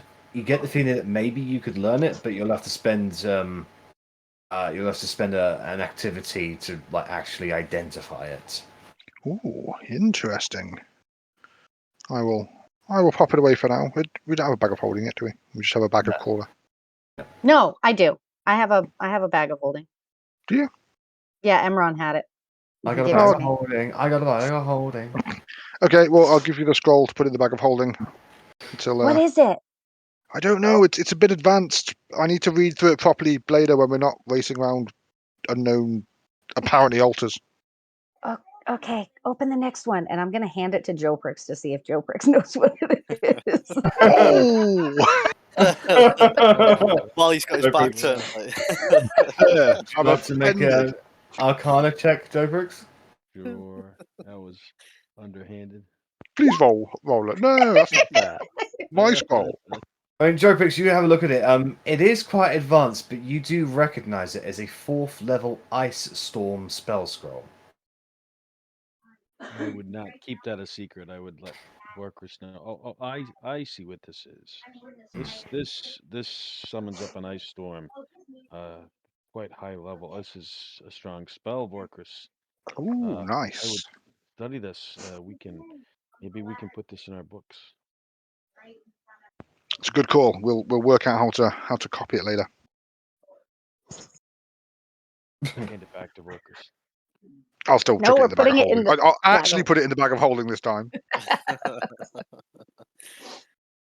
No, it's a fair point. And I will open you the box chest. Opening up that one, inside on a silk-laden cushion are 2 vials of what appears to be bluish liquid.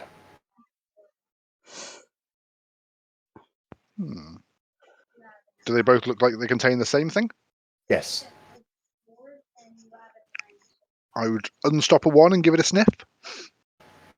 There's a bit of chill on your tongue, a bit of a numbing sensation. You were able to identify this as a potion of cold resistance. Ooh, so on one hand you have a spell to summon cold, on the other hand you have a potion to resist it. Interesting. And I'll chuck them in the bag as well. Okay, so that's 2 potions of And tell cold people what they are.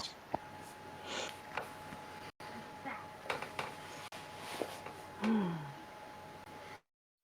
And what do you say was in the other ones? Why did you leave it in there? have been useful. It's on an altar. A candle and some armor. Let's go have a look. Wait, there was. Did you? Oh, I did. I looked down there. Go this way? Yeah, it was.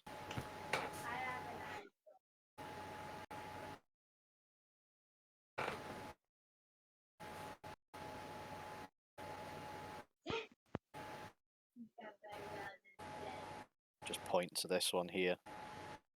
Put them both in that one. We were going to come back from and bring them to you guys.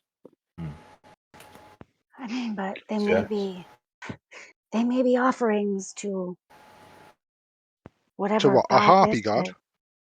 I don't know anything about an orb-shaped god with like things. I don't. Here's a simple mantra that I try to live by. I don't respect the religious offerings of people that tried to kill us. Yeah, but it's still being offered to a god, and even if you don't respect those creatures, if you take an offering from a god, you're not dealing with those creatures necessarily. You're dealing with the gods, and that's not something I want to deal with. I open the chest and pick up the armor and the candle. Okay.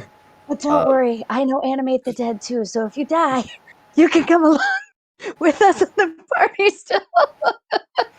Do you want to try to identify them, Chris? Yes, I would love to. Make 2 Arcana checks then, please. They were enchanted. That's was as far as I got. Okay. Nice. So the first one, the candle, you know it is to be a wondrous item. Doesn't require attunement. The nature of the enchantment on it is one of permanency. You suspect that if flame was to be applied to this candle, it wouldn't go out even if it was immersed underwater. So, I'm spotting patterns. It would be known as a candle of the deep. Awesome. However, it is currently suppressed, as are your spell scrolls. Just so you know. That's fair. Spell scrolls aren't for using. At least your newly acquired spell scrolls, at least. Yeah. Oh, and I have frozen, so I might just back out for a second. Oh, wait, no, it came back. Yay. You're moving ours. The other one, the chain shirt. This one is a little bit more complicated. However, you spend a couple of minutes just sort of like examining it, and you can see it's decorated with fish and shell motifs and the like. You can determine that this is this particular armor is enchanted to make you swim with the grace and speed of a fish. It also seems to have an inbuilt safety function to it. That if somebody was to turn unconscious, the armor would cause you to rise 60 feet in a round towards the surface.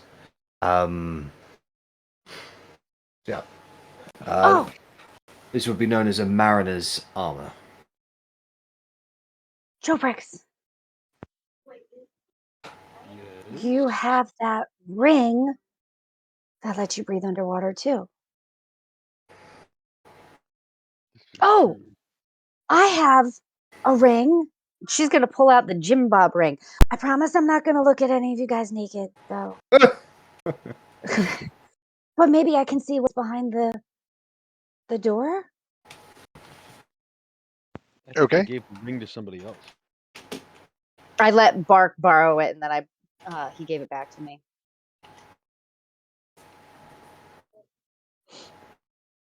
To the door. I mean, all these magic items seem perfectly designed to access these blue orbs, but unfortunately, they're not working. So. Right. That's too easy. I mean, unless it we can might turn also, the magic back on first. I mean, it might also be a case if the puzzle was too hard for you, you could leave the area with the items and wait for their magic abilities to return, and then come back to this place with the 3-day time limit. Cunning. Mm. Sometimes I do think beyond just the regular day-to-day affairs of running a Dungeon Master game. Yes, so Cora, you Stand behind me.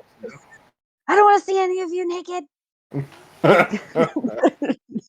Put on the ring. Hey, get back, Vorkris, get back. I was just trying to stand in front of Cora. I don't want to Make her see you. embarrassed. I don't want to see underneath your clothes. Be decent. If you wanted to, I wouldn't want you to see. Right. So, Cora, do you activate the ring? Yeah, I put it on. All right. So, staring at the stone door, there's a bit of static in the air. However, you sort of peel your eyes and you can see through the solid door to see a large circular room with columns and pillars and artworks of, well, an unknown design. In the center of the room, hanging from the ceiling, is a blue orb, like a dark blue mariner's orb that is constantly fluctuating. You can also see a harpy in there. She is different, perhaps larger, not in terms of size capability, but in terms of stature than the other harpies you have seen. And she is just currently sort of fluttering around the orb, sort of caressing it, apparently trying to calm it. She's trying to calm it, so does it look like it's vibrating with some sort of energy, or? Yes, it's just pulsating at the moment. So, forgetting she has, like, the ring is what's allowing her to see through this, she's going to start to turn to the side and start to say what she sees, and then she sees Xeric, and she only sees, like, nipples up, but she goes, "Oh my god, I'm sorry." You see the raging six-pack and pierced nipples. I may have seen pierced nipples, but I didn't get that. Didn't that hurt? Sorry. I'm gonna take off the ring. So, it's canon though.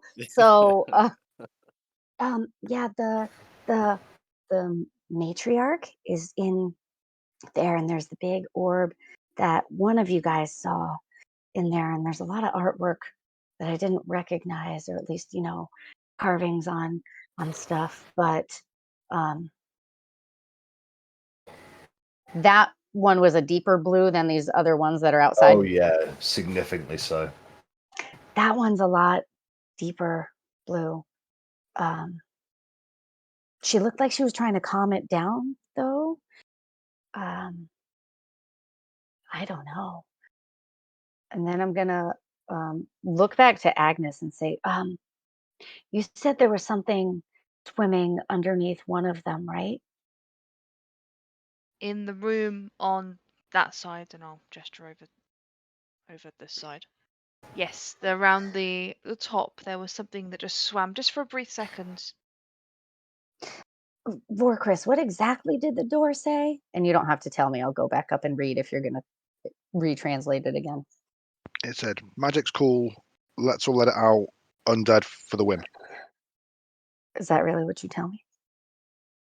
No, I recite it word for word. Is Rich being a dick right now? Yes. So it says roars from the deep. Is that the thing you think will roar? Do fish roar? Maybe it wasn't a fish. But if that thing's like still moving and alive, it doesn't look very suppressed, as everything else is magic here. So I don't think it's referring to that thing. What's being However, harpies are somewhat. They have some abilities that can be considered magical when they're not, But they're not using any magical abilities. They're just being harpies. They're just being alive. Whereas undead, for example, are literally powered by magic. I think it's a difference. That's what my intelligence is saying me. I could be going down the wrong path, but that's what I feel. From the conversation you had with them, Agnes, it would seem that the harpies have been here for generations, and they have developed a well, their song at least has developed a natural immunity to the effects around it, or if they've evolved to work around it. Okay. Okay. New plan. We stay here forever and breed, and down the line, generations from now, our children will be able to like power everything. Breeding sounds. She's so. Stop. I mean, yeah, this is coming from me, who's not attracted to anyone. It's definitely not happening. It's just Stop. the Harpies did it, so can we? No. Well, maybe we can speak to that thing, and they might have a better idea of what the hell's going on in here. Well, you said that she's trying to calm it. The person in there is trying Well, to calm she's caressing it, almost in a motherly kind of way. Well, that's what Cora saw, at least. It's up to interpretation as to what she's doing.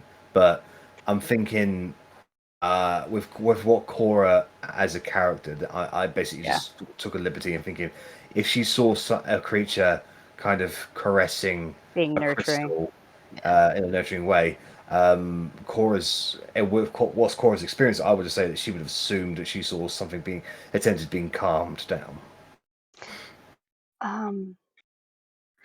I don't know. Xeric, you were talking to the big scaly thing that's swimming around. Yeah, that's what I was thinking. I still think about, the big scaly thing that was swimming below the surface of the ice when we first came in here, and that ate the bodies that were on the ice. I don't know that I want to talk to it. So we think that it's a good idea to try and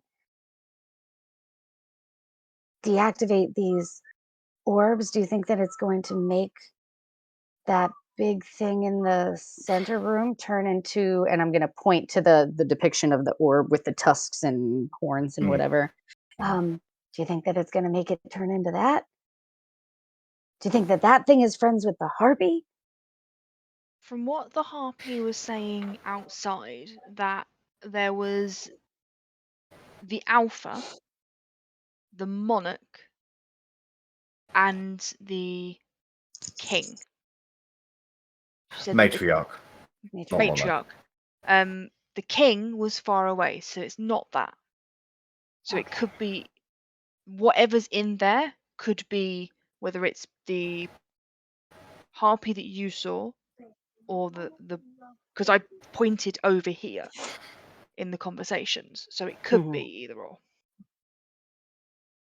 Could be. Do you think the king is that bony dragon that came back together when we ran inside here? Lisma will say, yeah, well, I think because it said it was like the king of the, this place, that would probably make sense. I mean, yeah. So if that orb is keeping him out, he was bad news.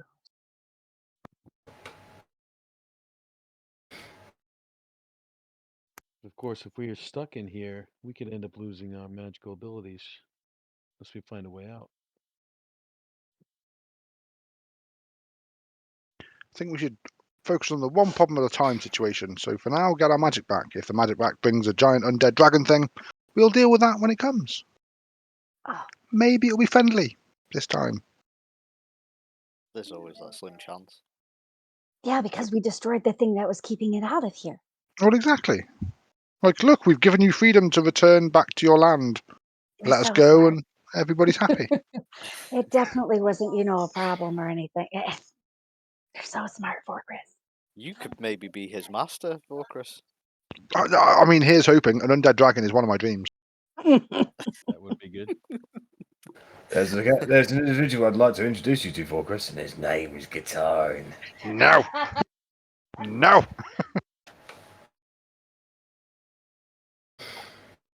Well, should we try one of these orbs and see what happens? Yeah, let's go touch the one in the fountain round there and see what happens, if anything. As you guys wander off towards testing out what these stones do, I will take a quick toilet break there. No worries.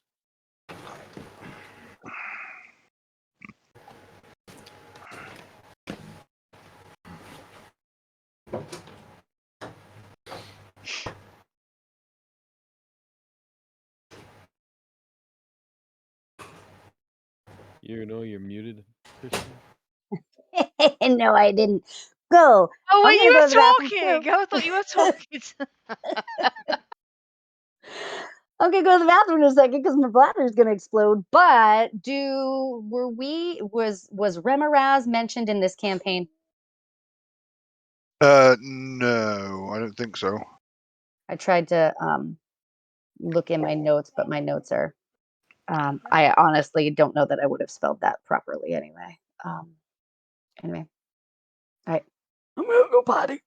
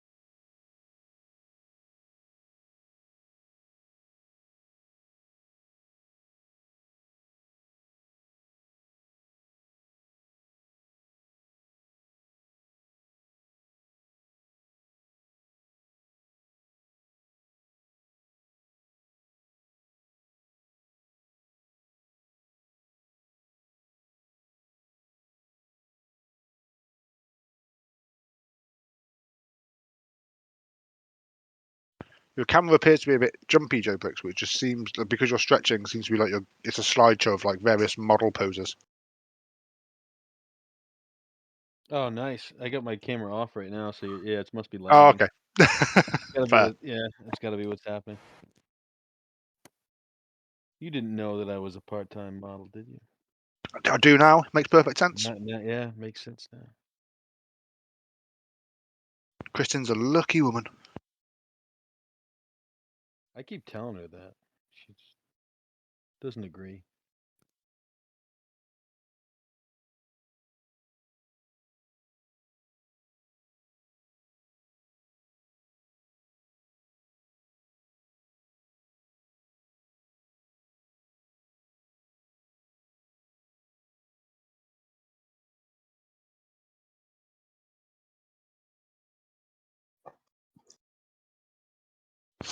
You're a lucky woman, Kristen.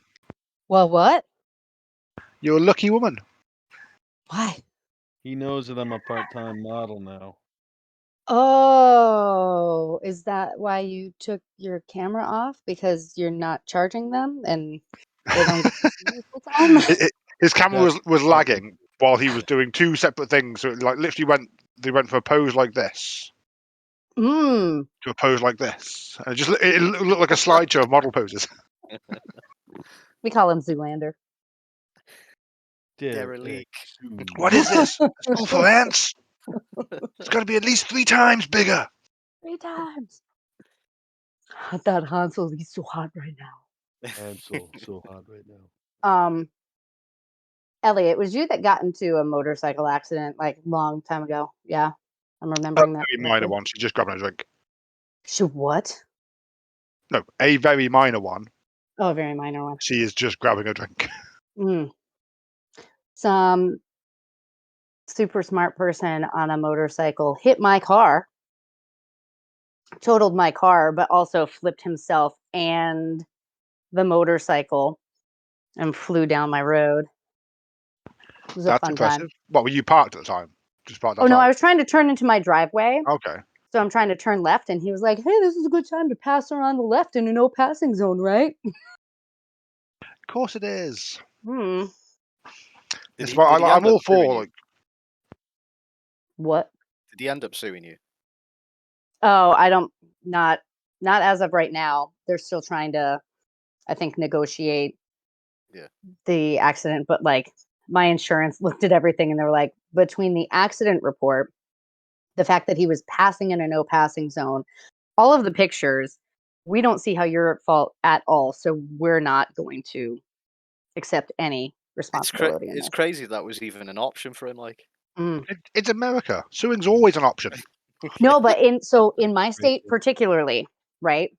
The guy said this state and New York, if he's found 90% at fault and I'm found 10% at fault, he can sue me for 10% of his damages, his medical bills, his lost time at work, like 10% of that. And I'm like, wait a minute. If this was 10% of medical 90% bills his is fault, a lot. Yeah. right, he can sue me for 10% of that. Most other states, it's whoever is the majority is the one, who takes the responsibility, but Yeah. not this special state. So aggravated. It So shouldn't yeah, I get to. matter though. It shouldn't, because I will go to battle. You show him. I will. Can you get your butt out of his face? You talking to me? No. I'll It give does you one explain guess. why your camera's off, though. Okay. You're busy putting your butt in someone's face. I'll give you one guess as to who I was talking to, though. Pick a number: 1, 2, 3, or 4. It was it's got to be Esme. No, it was number No? 2. It was number 2. Number Kellen 2 always puts his butt in everybody's face. pulls a Beyonce and he starts like twerking. He tries to twerk, and it's something else. cute. It's. Do you want me to take a video and show everybody? That's not twerking. You're gonna have to. You're gonna have to work on that a little better. Dad's a part-time model, though. You could ask him; he might know. Can we?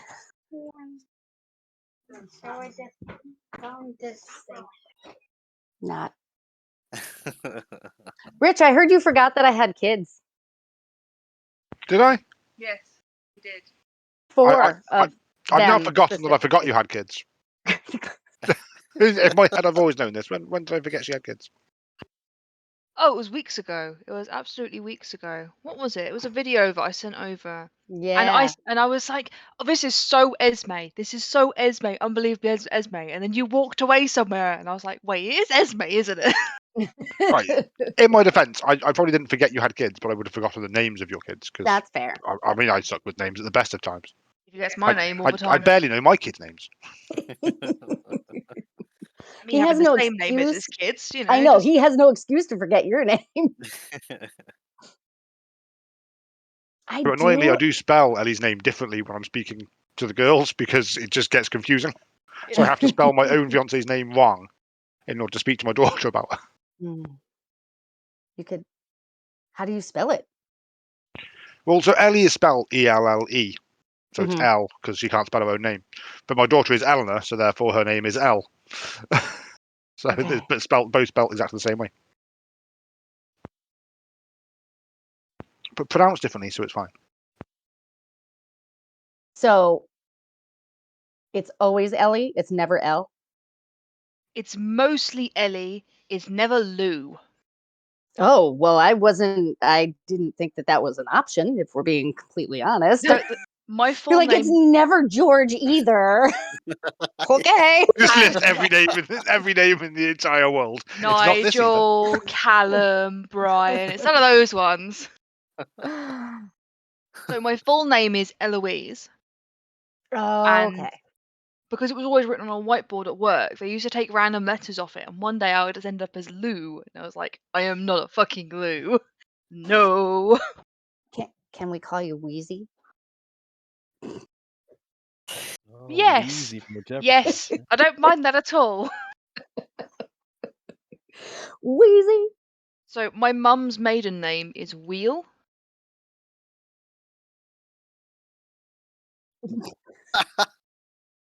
It's perfect. You are now like an alliterative superhero. Oh, with asthma.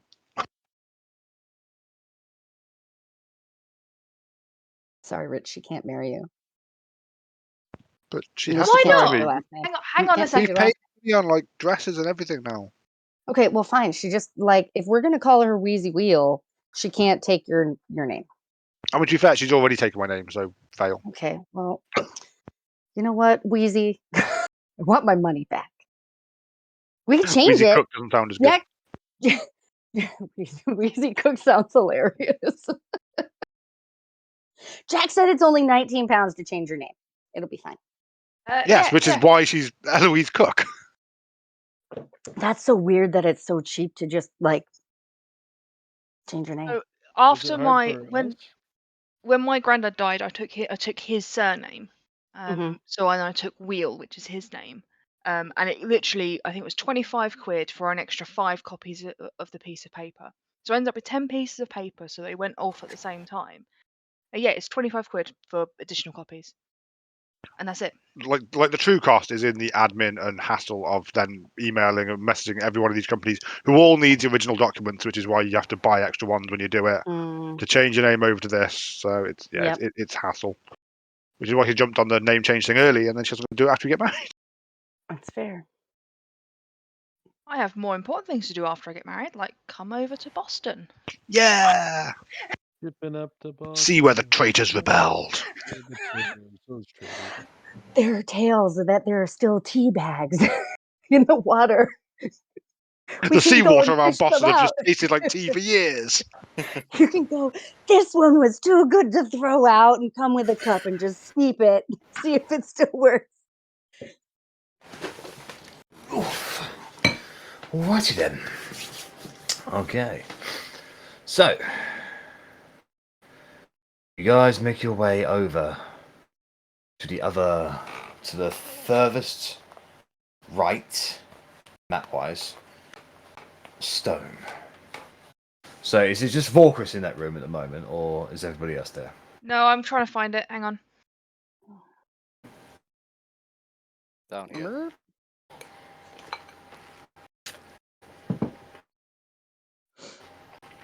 Okay.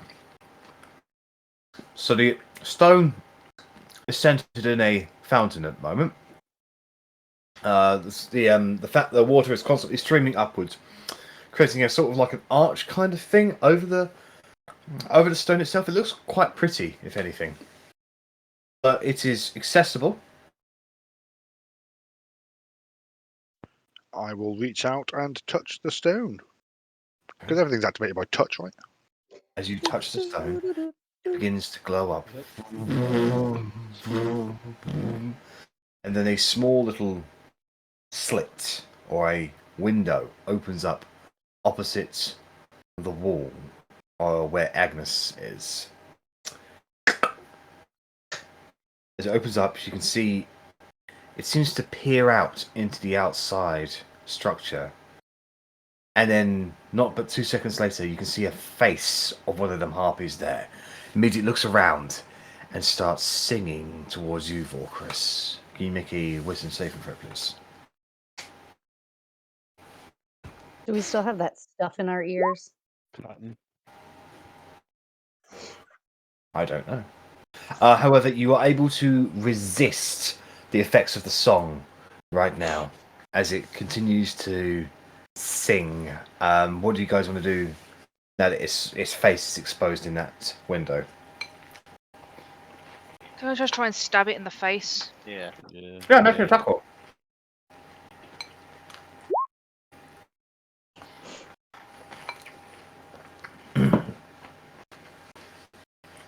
It's only 14. So, the harpies don't have particularly high AC. So, as you rush up over towards it, you grab the rapier, just shove it through it. You pierce it through the eyes, and it screeches out in pain and flies away. Close the window. I let go of the orb.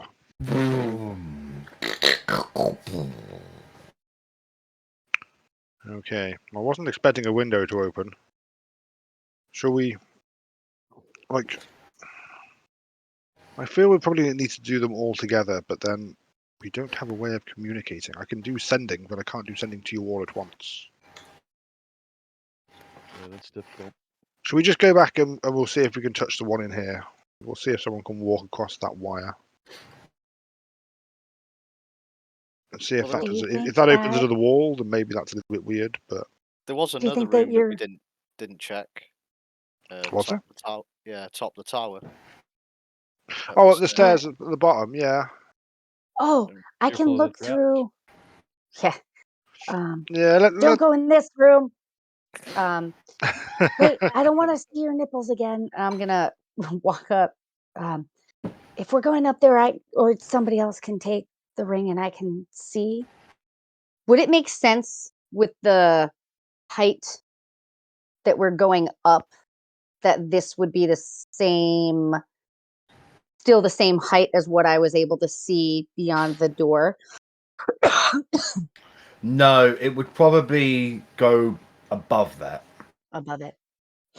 Okay. I would express that then. Let's all head up the stairs and have a proper look up here and see what we can find. Okay. Oh, wait, is there a staircase? No, we just have to wait for Jack to change the map. Oh, I just see like a slit from where I'm standing. So as you guys make your way up, you go up the spiral staircase, and now you're in that rectangular room with the large stone door. That doesn't appear to be locked. It just looks like it needs an application of force. Ring on. Okay. So do you activate it? Yes. All right. Can you make so it does work, but can you make a Constitution saving throw, please?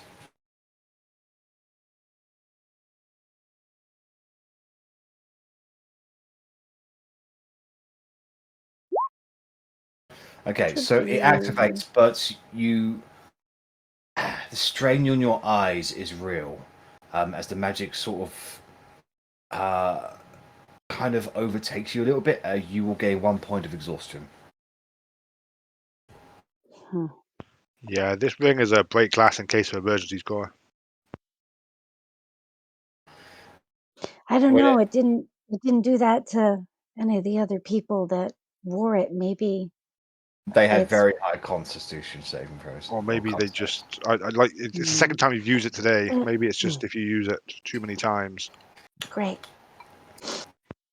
Okay. Put it back.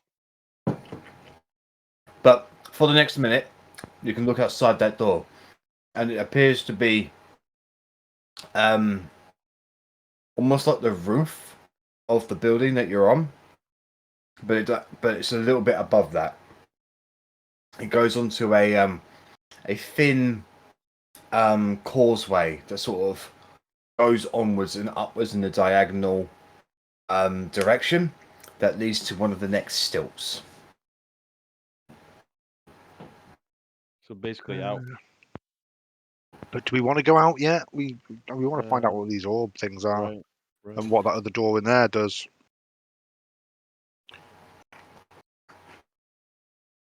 Maybe this can be an emergency exit. Well, keep in mind where it is. In relation to this room, when the Harpies came out, they came out the top of this building. Yeah. Where is that opening in? Is it in this room or is it lower down? No. Or So if you can imagine the diamond that you're on, the very tip of the diamond is where it opened up.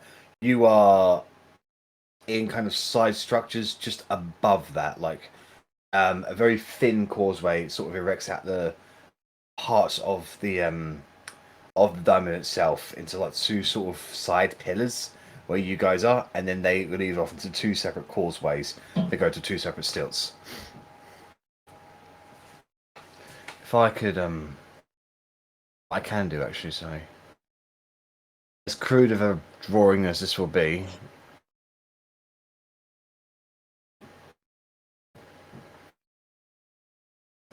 so the Harpies came out of there.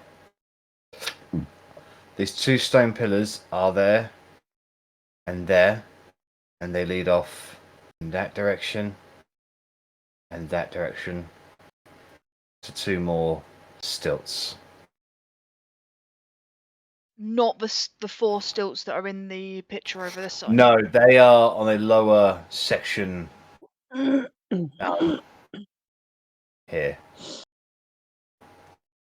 And of course, the bridges connect out to there. Where it also, the bridges are from there. So it's just a case of waiting for them to connect, really.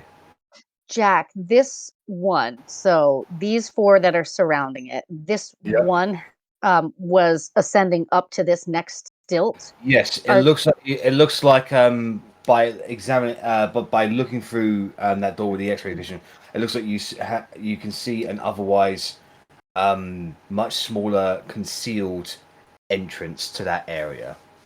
Okay. So you missed it in your initial inspection of the area, but it was hard to see because it's quite thin, quite high up, and when you had a good look at the immediate area, there are a bunch of harpies about. Okay. I will relay all that.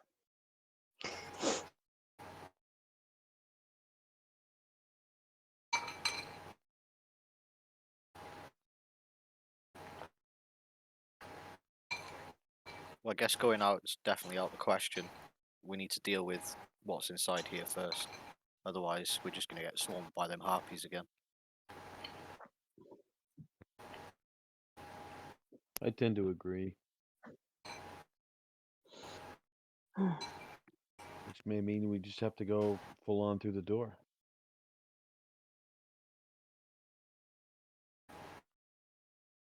Through this door? Through the main door in the hallway. So do you want to go back inside the structure? I reckon so. Yep. That seems like a progression. We don't want to be doubling back, so let's try and solve this crystal mystery before we go. Okay. I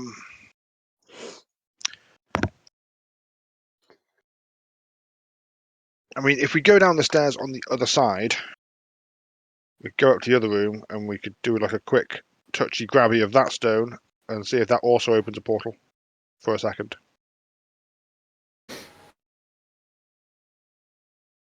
Or we could go all the way around, it doesn't really matter.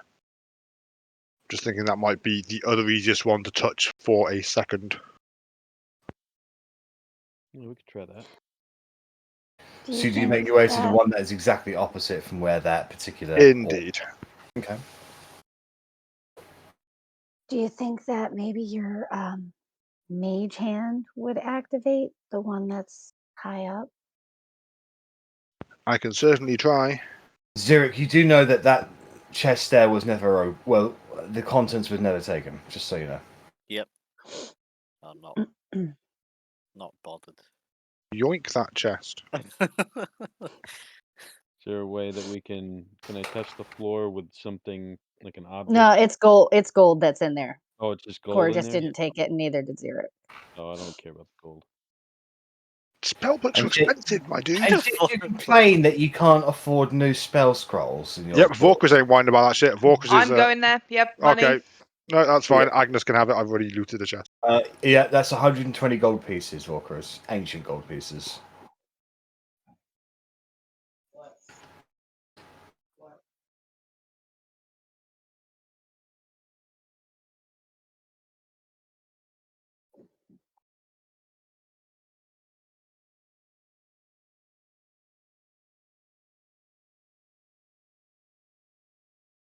Where did Chris go? All the way along the end at super fast speed. I thought you were going to try and... Oh, hi, Jorprix. Where have you guys been? There we go. I've moved now. Where the hell have you been? Come on. I've been standing here for the entire time. God, you could try and join in. Well, you told me to watch the door, and I was going to watch the door. Okay, you watch the door. Okay. Just to be clear, if something happens to the door, it opens or something. Stop the people and let us know. Don't just watch it open, watch the people come in, and then consider your job completed because you watched it happen. Lismo attempts to cast magic door on the door. It seems to work. That door is now very door-like. Everybody put their cotton in their ears and. Oh, did you take that chain shirt, by the way?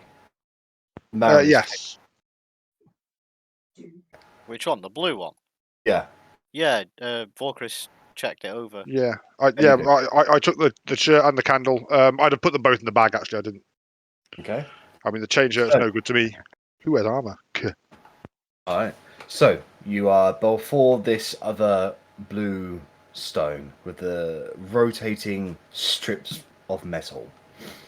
Do you wait until an opening has been made?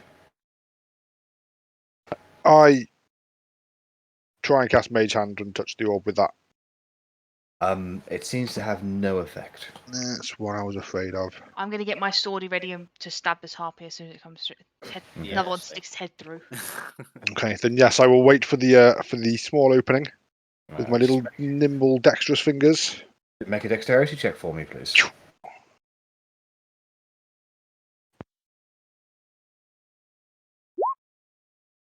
You make the timing, and you put your hand on the stone, and once again it glows.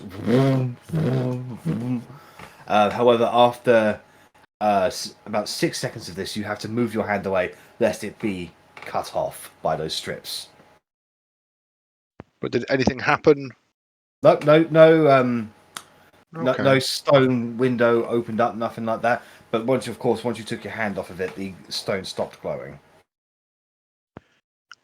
Can I look round these spinning metal bits, see if there's any mechanisms there? Is there anything I could try and jam? Is there any way I could try and stop them spinning? Make an Arcana check.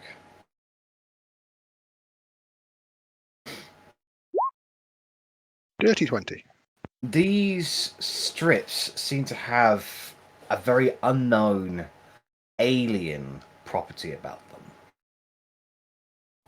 Likely coming something from the far realms, in that they gravitate amongst themselves, circulate amongst themselves. This is not something of material realm design. Is there, as these metal bits are swirling around, does there appear to be any clearance between the sphere and the metal? Like, is there a gap between it and it's just circling around it, or is it sliding over it? There's a small gap between it. No more than maybe like a hand. Basically, if you were to place your hand in, the strips would get your hand there basically. So if you were touching the stone, and the blades come, they'd get you just before your wrist. It's a few inches away. Oh boy. Hey, how small can your spell make somebody? What spell? You got a piece of paper that said enlarge, reduce, right? Okay. However, it won't work at the moment. Yeah. I also have this potion, and I'll rummage around in the bag. I have a potion of diminution, something that's going to make somebody small. How long for? 1d4 hour. hours. 1d4 Okay. hours. However, unless you have an anti-diminution potion, that party's then small for an hour. How long will it take for you to learn the other spell? Well, the actual scroll isn't working at the moment. We'd have to leave this area and let it get magic back. I'm assuming the same would be to copy it as well. How tiny is McGonagall? Could he? Would McGonagall fit land on in the it little and- gap in between metal and the orb? It would be very tight for him, and he'd have to tuck his wings in. But, I mean, to be fair, he could stand on the orb. Yeah. If he'd actually activate it in the first place. So in the next 6 second gap, I'll get McGonagall to jump through and jump on top of the orb and see if he can activate it. I want him to have him do a dexterity check to make sure that he doesn't get hit by any of the rotating. Can I give McGonagall guidance since I suggested it? Okay. Thank you. He says thank you too. Boing. Welcome. And he definitely needed it. McGonagall goes in, but he mistimes it, and he gets hit by the strips, and he bounces around them on the inside, boom, boom, boom, boom, boom, boom, before being tossed out. He does take 5 points of bludgeoning damage when that happens. He has 2 left. He comes out looking hurt and annoyed. Oh, I'm sorry, McGonagall. I thought there'd be time to get you in there. I'm sorry, my friend. Have we gotten the impression that these orbs can be moved at all? We can't take the orb out of where it is, can we? You haven't attempted to. I mean, maybe if we could get it out of the metal blades, and the metal blades don't matter, which maybe that's worth a try. Could you shove it with your mage hand? I mean, I can get my mage hand underneath it and give it a push. But if it weighs more than £5, my mage hand's doing shit. Does anybody else have mage hand? Maybe Carrie did. Yes. Does Agnes have it? I have Agnes it, has it. yeah. I mean, we could double mage hand it, but if it weighs more than Two £10, mage hands are better than one. Oh yeah. Depends what you're doing.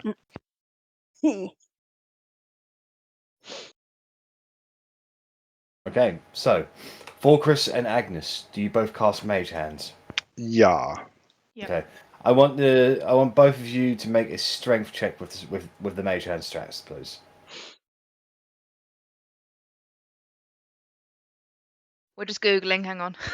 I believe the mage hand has got a 1 for strength. So That it'd be would a make sense.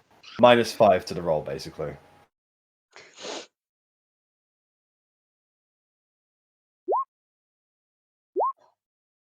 Yeah, I mean, that thing ain't budging. And I thought the 9 was bad. So Agnes rolled -4. That's the lowest I've ever seen. So everyone, have we tried to touch 2 of these at the same time? We have not. I mean, if you wanted to go to the other side, then I could sending you, and we could tell each other exactly when we're going to do it and see if that does anything. But I feel it's going to be all 4 at once. I think so too. I wonder if anything will happen if they both go at the same time. My feeling is, I think what you were feeling too, is that we need to do all of them. And if that's the case, we may have to, I don't know, do we have to step out to activate these items? Maybe we should find out what happens to the other one. So on the other side, the Harpies come, so you can't just stand there holding this one. On this one, you obviously only get 6 seconds before your arm gets chopped off. That's also quite a disadvantage. Maybe we should go round to the water one, try and get down there and see if anything happens when we touch that one. I mean, obviously you drown if you're down there too long. Down there. Does the water go all the way through? I mean, yeah, okay. Well, I guess we'll have to kill the scaly thing. And all the harpies outside? Well, no, this is what I'm saying. If it's just the scaly thing and we kill it, then problem solved. How about the one at the top? Because that you've just got to balance on that for a while, I guess. But once you get to the other end, you could hold on to the orb for balance. I mean, as an acrobat, just no. No. Fine. Anybody particularly good at swimming? Probably not. Lisma calls out and says, "Hey, I don't know what was happening, but one of the things on his door lit up for 6 seconds." What? Interesting. It lights up. And it kind of Oh. and it was it kind of rose up by a few inches. I had a peek underneath there, but then the light went away.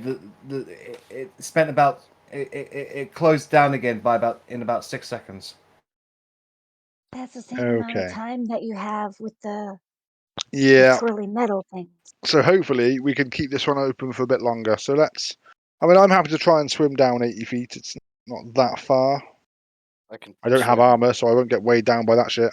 I can swim and breathe underwater. Oh, well, I mean, if you can breathe underwater, then feel free. You could use the fancy armor. The armor doesn't work. Nothing works in this land. All the magic is gone, Cora. What? Cora. Do you have a ring of water breathing then, Zurich? No, I've got Alter Self. Oh, yes. Joprix has the ring of water breathing from when we met the Gorgon. Didn't I give it away? No? Give it away? No, you let him borrow it when we were at Barenbark's place, and then he gave it back to you when he was out of the water after he was done saving Lismer. I didn't reestablish. Yeah, I can go down if you guys want. Okay, you don't want to burn the spell. I can. You go down. We'll kind of like stand along here and shoot anything that comes along the water. Yeah. And hopefully you'll be nice and safe down there. And if you are, push a thing. Stay down there for 30, 40 seconds. Make sure nothing happens to you, and then come back up, and we'll go from there. Yeah, Zarek, don't burn the slot. Use the ring. Slot? Burn? Don't burn the spell. Don't use the spell. Do I need to attune to the ring? I think so, yeah. Oh, really? Oh, shoot. That'll take you about an hour. Yeah, we don't have an hour. It's okay. I don't mind using my magic. Well, if we don't get out of here soon, the magic's all worthless anyway. So then you just see his hands sort of go a little bit webbed, and then these gills start forming on his neck, and then he just plops into the water. It's cold, but with your older self, you're able to swim at a good pace, and with your gills, you're able to breathe underneath in the water. Just go ahead and make an athletics check for me, just to see how well you can swim in the currents the further down you go. Yeah, without a problem. You swim all the way down. You get to the stone, and when you place your hand upon it, it starts glowing. Like even the more brightly sense. Cora, where you are with Lisma, one of the sigils on the door lights up, and the stone slab begins to open up, but it only goes up to about your ankle or so, and then stays there.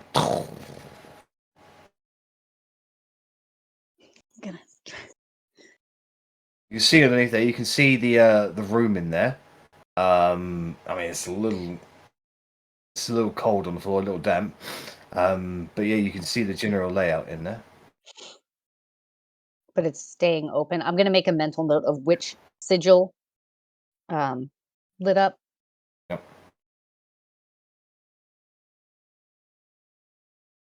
I just wait around for about 30 seconds to a minute before swimming back up. Okay. As you start swinging back up, you feel something bump your thigh. You turn around. There's nothing there. I want you to make a perception check, please. We're peering down in the water as well, looking out for things that if we can see anything that's not too deep. You spend a couple of seconds just like looking around. It's quite dark down here. And then out of the darkness, a huge pair of snout-like jaws comes snapping towards you. Those of you up the top can see Zurich sort of react to a huge crocodile coming towards him. What do you do, Zurich? How far away from the surface am I? 30 feet. I'll misty step to Okay. the surface. You're out of the water as you see the guys of you down upstairs. You can see that huge jaws just clamp down onto the mist that is, or the bubbly mist that was where Zurich was just a hot second ago before swimming away into the darkness. Jesus, you weren't lying that there was something down there. Did anything happen though? Once I the door opened. Oh yeah. So when you began sprouting back out, after the light went off, Cora, and after about 6 seconds.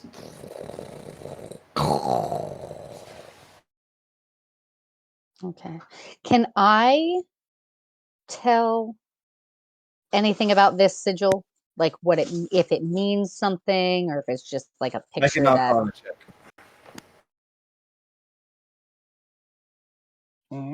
I mean, it's already been somewhat identified, so you don't understand anything more than what's already been told you, in that it is a depiction of a ward. Okay.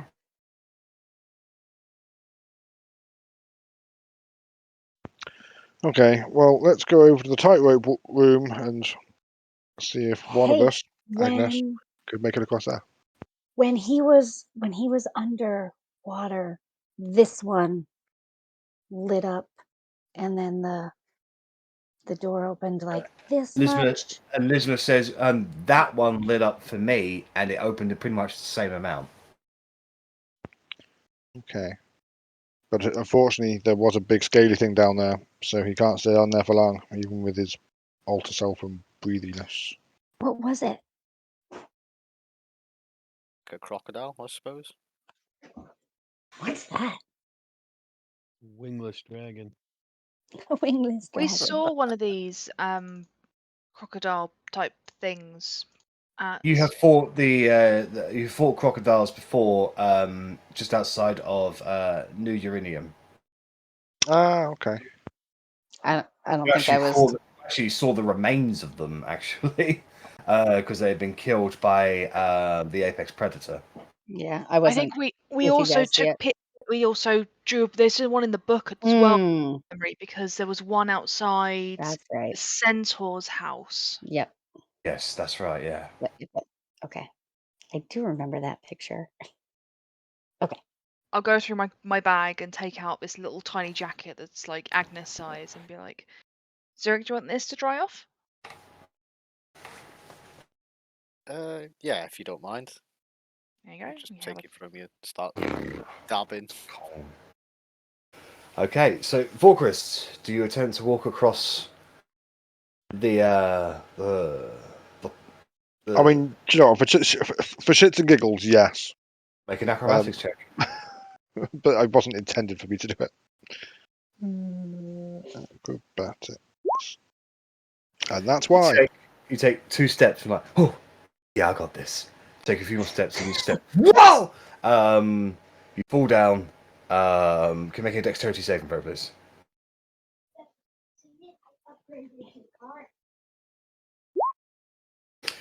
You're able to tuck into a roll, so you take half this fall damage. You take 4 points of falling damage. Oh! Go back. Oh, that's smart. Which of us do we think would be best at this? Well, there's a nimble bard who's trying to entertain people with nimbleness. I can try and catch you from underneath. Didn't offer that for me. I didn't think about it. I'm sorry. I thought you had it. I could have cast Featherfall. It's fine. Just gonna do like the the performers do. They assess the situation. They go around and they check out what it is, and I'm gonna cast enhance ability. That's the one. Enhance ability on myself. Cat's Grace. Okay. Give you a advantage on any dexterity checks. Is that correct? Yes. All right. And it's over 20 feet, so it doesn't matter if I fall off. Very good. And I am going to pretend like it's the routine that I used to do and dance my way across it. All right. Go ahead and make an acrobatics check at advantage then. Yeah, you've seen Agnes move before, but now she's moving with cartwheels and backflips on this very thin strip. And she gets to the other side after like performing a toe point jump, and sort of like puts her hands up in the air, takes a small bow, and then places her hand on the stone, which immediately starts glowing. Ismar, look at the door. Oh, yeah, a new light has opened up, and it's open again, but only by my ankle. Okay, is anything happening here? Agnes, how long can you balance up there? I'm guessing about 6 days with how easily you went across it. I'm gonna give it 10 seconds. You give it 10 seconds. But you maintain your balance. Nothing comes along to disrupt it at all. It's just it appears that the challenge here is getting to the orb. Or the stone. Okay, Agnes, stay there. If we all just quickly move down, so basically we want someone on the orb down below on the right with someone else guarding them to stab Harpies through the portal as it opens. How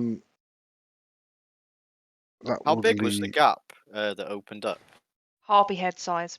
Just about. Yeah. You mean It's literally what my all note says is harpy head size. Maybe we could use one of the chests we've looted, smash it up a bit, and Shove it barricade the in. hole up. Yeah. I like it. I like the way you think. Let's try Let's it. go dismantle some chests. There's one that was already broken. Yeah. No, I'm well game for that. Let's head down. I can't even remember which way they were. I was going to grab the chest from the bottom because I feel if we smash the chest from the top, Core's going to start moaning again. You know what? No, not that one. This one. Not that one. This one covered The one in in the blood. room above it. Yeah, no, not the one covered in blood, sir. Okay, so Zurich, you go to town on that chest. You smash it into kindling. And realize that there's no money left in it. Yeah. Money's gone, magically. Damn, I'm strong. There's gold powder everywhere. I get ready to block it up with some of the wood once it's pressed. I think Joe Briggs would block up his ears with the cotton from earlier. Okay. Yeah. Okay, so Joe Bricks and Zurich, you've got this one then. Well, you're both the swimming people. Okay. You take Cora, why don't you come and help take the chest from Zurich and you can block up shit? That's a good call. Okay. Even then, how are we going to be able to get through the door if we have to hold it open? Well, I'm hoping that each thing seems to open the door a little bit. So if we do them all at the same time, it's all going to open at once. Maybe it stays open when they're all open. If not, Lizma can go through and maybe there's a switch on the other side or something that we can find. Jack, logically, every time we've touched one of these things, it opens about, you said like 6 inches? It opens up to a point. You've only done it individually, and each time it's opened up to the size of where your ankles are. Okay. I think Cora's going to be a little worried that something is still missing. I mean, Kristen is not thinking this, but like this much plus this much plus this much, like 4 of them is still only like, let's say 2 feet tall. Maybe it's exponential. The first one opens at 6 inches, second one opens at 12 inches, third one opens at 24 inches, last one opens at 48 inches. All this talking about inches is making me uncomfortable. Can we move on? No. No. I think there's 6 orbs. 4. There are only 4? Yeah. Now, Zurich, I don't really know what to tell you. I know there was something down there. We kind of need you to go down there again, but not yet. I'm going to come round to the other thing, and I'm going to cast message to whoever I can and sending to whoever I can't. I think I might be able to send message to Zurich. I'd have to cast. Right, yes. Yeah, and I'd have to cast sending across the thing to try and time it. So Zurich, I'm saying before I've walked around the corner, how long will it take you to dive down there, like in seconds? How long did it take me to get down there, Jack? With your with the athletics check you did, no more than about 10. So what's your swimming speed anyway? Be the same as my walking speed, so 30. So it took if you dashed down there, it would have taken you just about 10 seconds to get down there, 12 seconds or so. Okay, dokes. 10, 15 seconds. Awesome. So here's how it's going to go. Agnes is already on it. I will do a message to Zurich saying go. Then in 10 seconds, I will do a sending to Joe Prick saying go. And then I will go at the same time. Okay.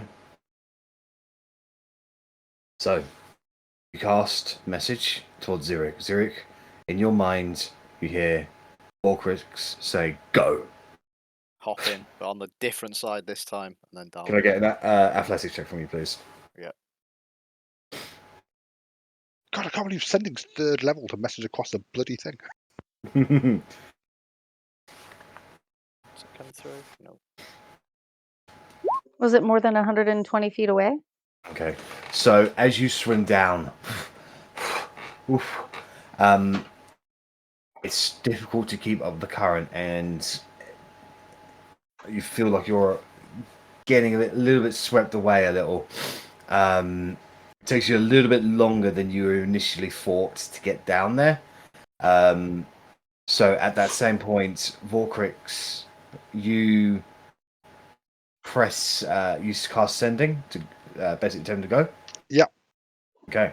So Jobrix, in your mind, Volcrix tells you to go.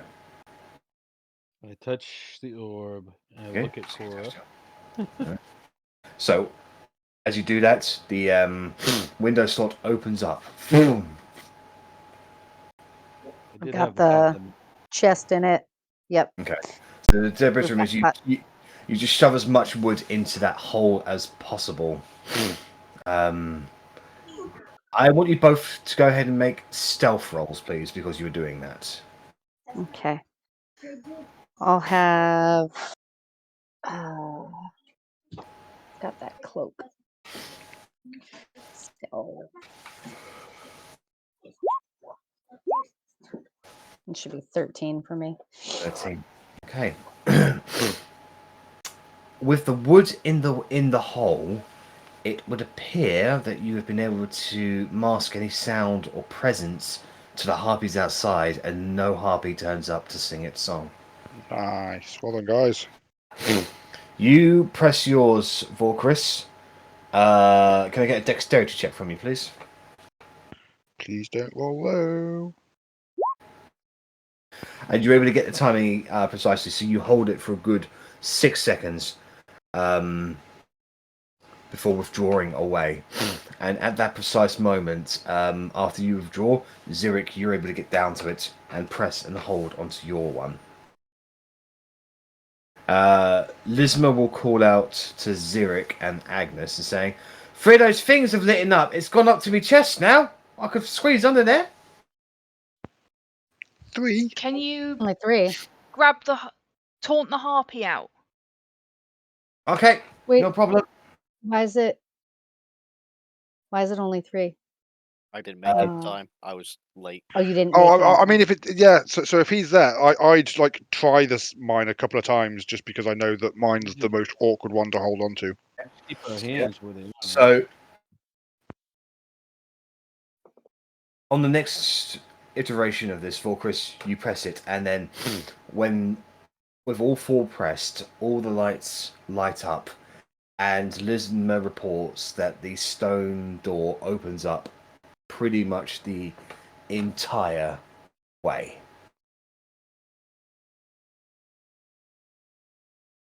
And then after 6 seconds, when I let go again, you feel vibrations in the water. And you turn around and you can see that crocodile is coming straight at you. What do you do? Is this like a full round of combat, or? This would be a round of combat, yeah. Yeah, I will. So it's not within like 5 feet of me, because otherwise It's swimming. With its swimming speed, it will be on you within 1 round. Okay, I'll just dash upwards, swim as fast as I can. If it Okay, gets close, go ahead and make a dexterity check for me, please, just to see if you can outswim the crocodile. Oh dear. Yep. So it snaps, but you're able to out of the water as this creature's head just sort of expands, just like crunches towards you, trying to grab your ankle. It only gets like just a little bit of your like baggage clothing before it sinks beneath the waters. At that precise time, Lisma is shouting out that it's saying, "It's going back down again! Dive underneath! What I was afraid of. Everybody run!" Oh, sending over. Apparently, message is 120 feet. But I'm sending again Yep. anyway. It's just Well, you can, over. if you're It's familiar happening. with the target, it can go through walls. It's happening. Um, Sending's gone, saying, "Get back to the door." Everyone's Okay. supposed to run back. Okay. Civic, to the door. I'm going to jump off. Make a dexterity saving throw, please. Yep. Do you time it right and you jump onto my back as I'm running underneath? Nope. Okay, so that is a fail. So you fall prone and take 13 points of falling damage. Woo. And I'm But going to run. Did we make it to the door in time? Yeah. I want Agnes to make another dexterity check because she fumbled on her. Just a dexterity check. Yes, please, just to see how fast you can go. 14? The rest of the I've got party. advantage because I've still got the stupid thing on me. Oh, Yeah. that's right. Would that have been on your save too then? Will you allow me to do the save again, Jag? Yes. 22. Okay. So you can redact that. You can redact that damage then. Good. And you guys rushing down the corridors. Because Volcris, you were quite far away. I want you to make a dexterity check as well because you're. That's fair. And Aura as well because you guys aren't particularly dexterous. And Joe Pricks. Okay. Oh, I'm dexterous today. Dexterity check. Yeah. Do you want one from me as well? No, because you were quite close to it, so it would have been easy for you to be able to get to that area in the space of 24 seconds. So Cora and Joprix are lagging up behind as Lisma goes through, Vorkris goes through, Zirik goes through, Agnes goes through. You guys turn around to see Cora and Joprix rushing as the stone door gets to effectively midsection height. You guys turn around the corner and see that the stone door is basically like now at almost knee level. You basically, what do? Do you run and dive? I'll be ready to pull them through if they dive. I just like yank them through. Oh no, am I there yet? Yeah. Then yes, I will. Yeah, I would either run and slide, depending on where I was, or like I wouldn't want Joe Pricks to be caught on the outside. So if he was behind me, You're equal. I would. In terms Okay. of speed. All right. Then I would run and slide, and I would still I would try and physically hold the door up if I needed to. Okay, so you slide underneath that. Joe Pricks, what do you do? Same thing. I'd be trying to slide underneath it. All right, so you both slide underneath there. You go past a small patch of water, just as parts of your clothing and a tiny tuft of your hair, Cora, is boom, sort of caught underneath the door, and like you have to sort of ping it out, cut it off. But you guys are now inside this room. Cora's poor hair. She has no luck here with her hair. I've still got that hair regrowth potion. It's a double batch. It's okay. It's only a few strands, isn't it? It's nothing. It suits you. It's fine. But you guys now find yourself in a circular room. You can see the She puts on her Emron hat. the roof above you is a triangular shape. You can see there are lines in the corners where this area could potentially open up. There is a navy dark blue crystal suspended inside. Beneath this stilter crystal is a water vortex that churns the water and seems to spit it out.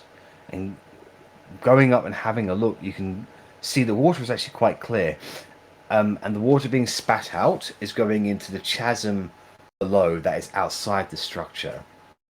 And you get the feeling that should you go into that vortex or go into the water in this room would be a very, very bad thing. Roger that. However, for the arcane users, the sensation of losing connection to your arcane abilities is strongest in this room. Oh, I don't like that. Do you feel that, Vorkris? Yeah, I don't like that crystal. I want to destroy it. I don't know what it'll do, but Where's the woman that Cora said she'd seen? Like, Make a perception check. Yeah, frantically looking around. Everybody make sure you have this stuff in your ears, because she was just like the other kind.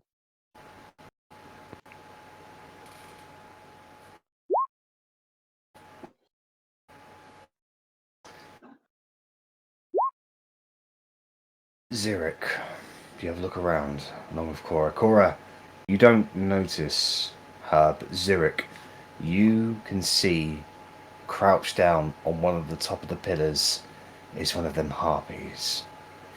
It's just sort of, you can just see her claws in her head, and she's just watching all of you. She is attempting to hide from you, but you have seen through her stealth. I'm just going to shout out, "She's over there!" and point. Agnes, is your tongue still working? Oh, that's that. She starts flying up, and she flies over to the other side of the room. And she starts like fluttering above the ground at the moment. Agnes, your tongues would still be up, I believe. You still have a few minutes left on that. Yeah. She calls out to you and says, Begone! This is sacred place. Begone, lest the Alpha destroys you.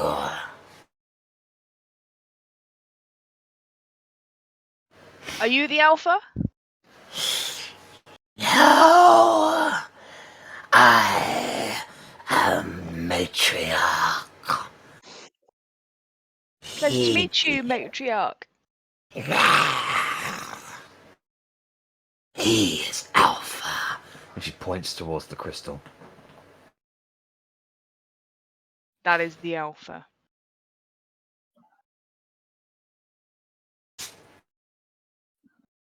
I just point over like that is the Alpha. Got it.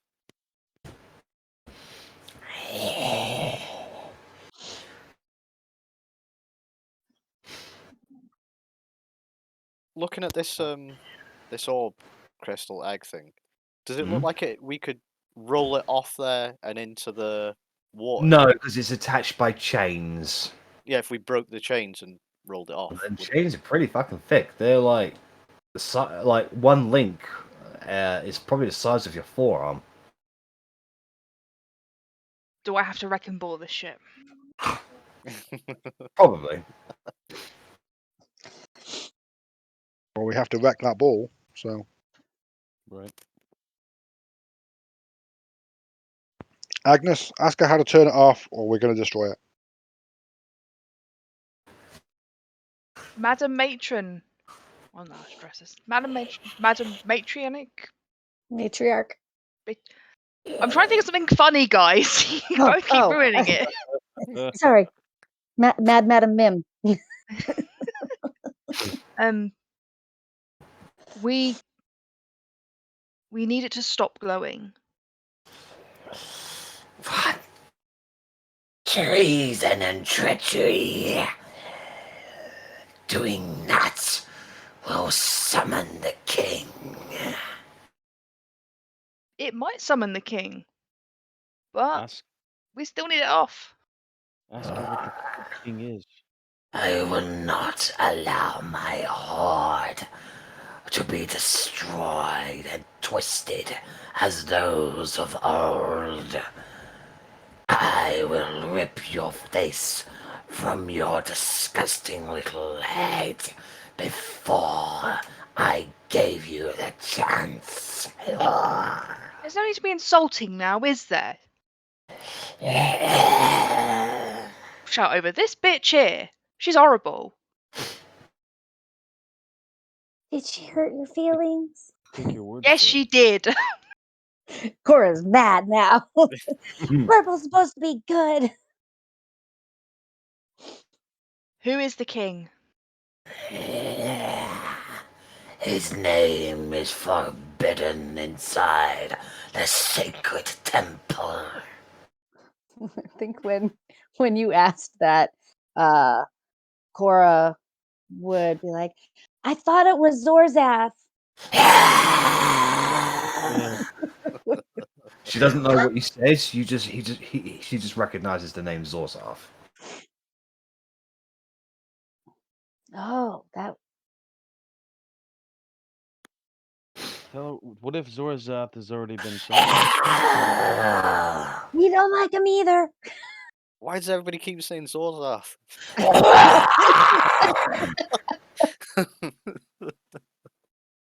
Because he's the king. Right? He said so. Does she not like him, Agnes? He's the king of everything. Yeah, he's the king. Yeah, and because the Alpha is here, then the king does not return. Oh, does she know that he's already back? But maybe he can't get to this area. I mean, when we left him, he couldn't get through the door. That was quite lucky. The Alpha was created by the civilization of old. The last survivors came here to hide from the king. They died out many eons ago. But the Alpha remains. The Alpha protects. As long as the Alpha is here, the king cannot come here, lest his power be drained and his horrid, unnatural life leave him. You bring up some interesting points.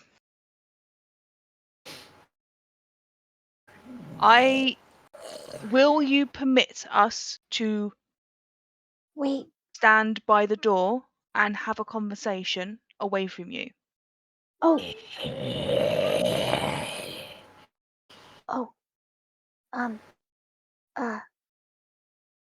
Guys. I have a thought, but I don't wanna. Chris, can you talk to me in here? Yes. You know, she can't. Don't think she understands us. She only understands Agnes. Okay. So since you said yes anyway, she's messaging you back. So I have the wheel, right? We're going north, and one of the other keys was a chained Helen stone. Do you think that is a thing do you think that's a key that we're supposed to have? Well, if it was made by the ancient civilizations and the Hallands were the ancient civilizations, it would make sense, or one of them. It would make sense that the chained stone would be the chained Hallan stone. So maybe we shouldn't destroy it? Maybe we need to take it? But I mean, as I understand it, you carrying that wheel round, you have to eat a lot. If we carry that round, none of us can do magic.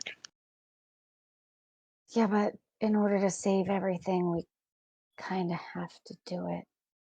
It doesn't, Jack, out of character. Because I don't tap into the weave, it doesn't affect my magic the way it affects theirs, right? No, because yours is given to you by your god. Just so you are, and just as sake of brevity, really, that thing does not look like it could be transported by simple manpower. Okay. Could you put the wheel on the stone? Would that do anything? could try. I mean, I'd have to take the wheel out in front of that lady. Do you think? I mean, it's changed. It's chained up in the sky. Yes, so it's suspended. I mean, I can't really get up there, but Should we try to get out of it, how to exit this place before, just in case well, we have to do battle?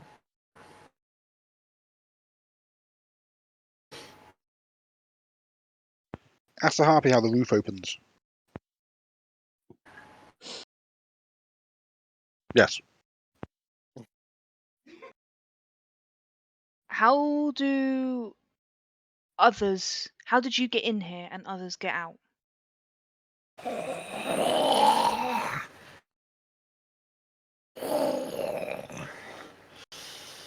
That is for me to know.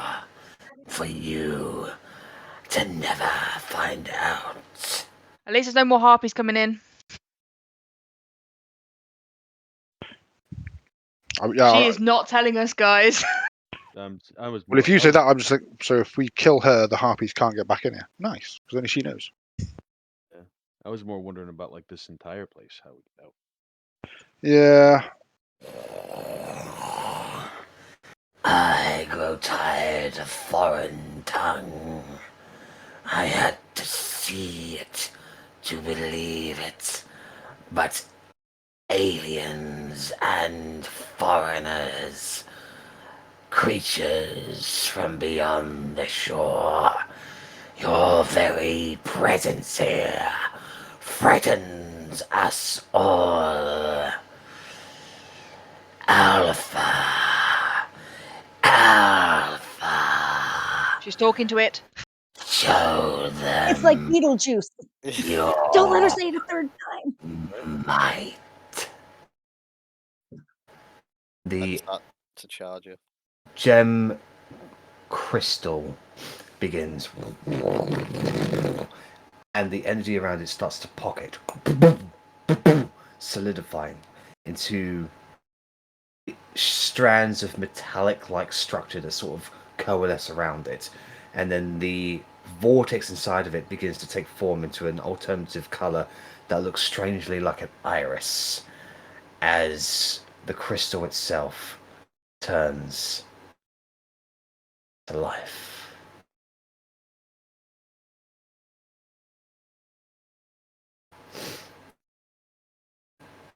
Can I get initiative, please? Oh man. Wow, I wasn't expecting that. Of course I rolled shit on initiative. Only when it counts.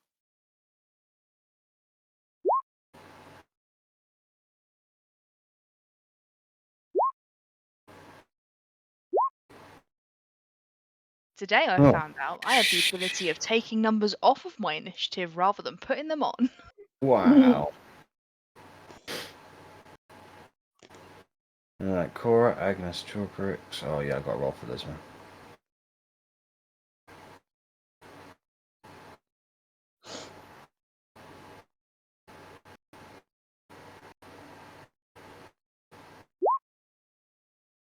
$11 Okay, so Cora, Lisma, Agnes, Jorbrix, 4, Chris, Zurich. And there's those two there. Alright, so what we'll do then, guys, is we'll call it an evening there.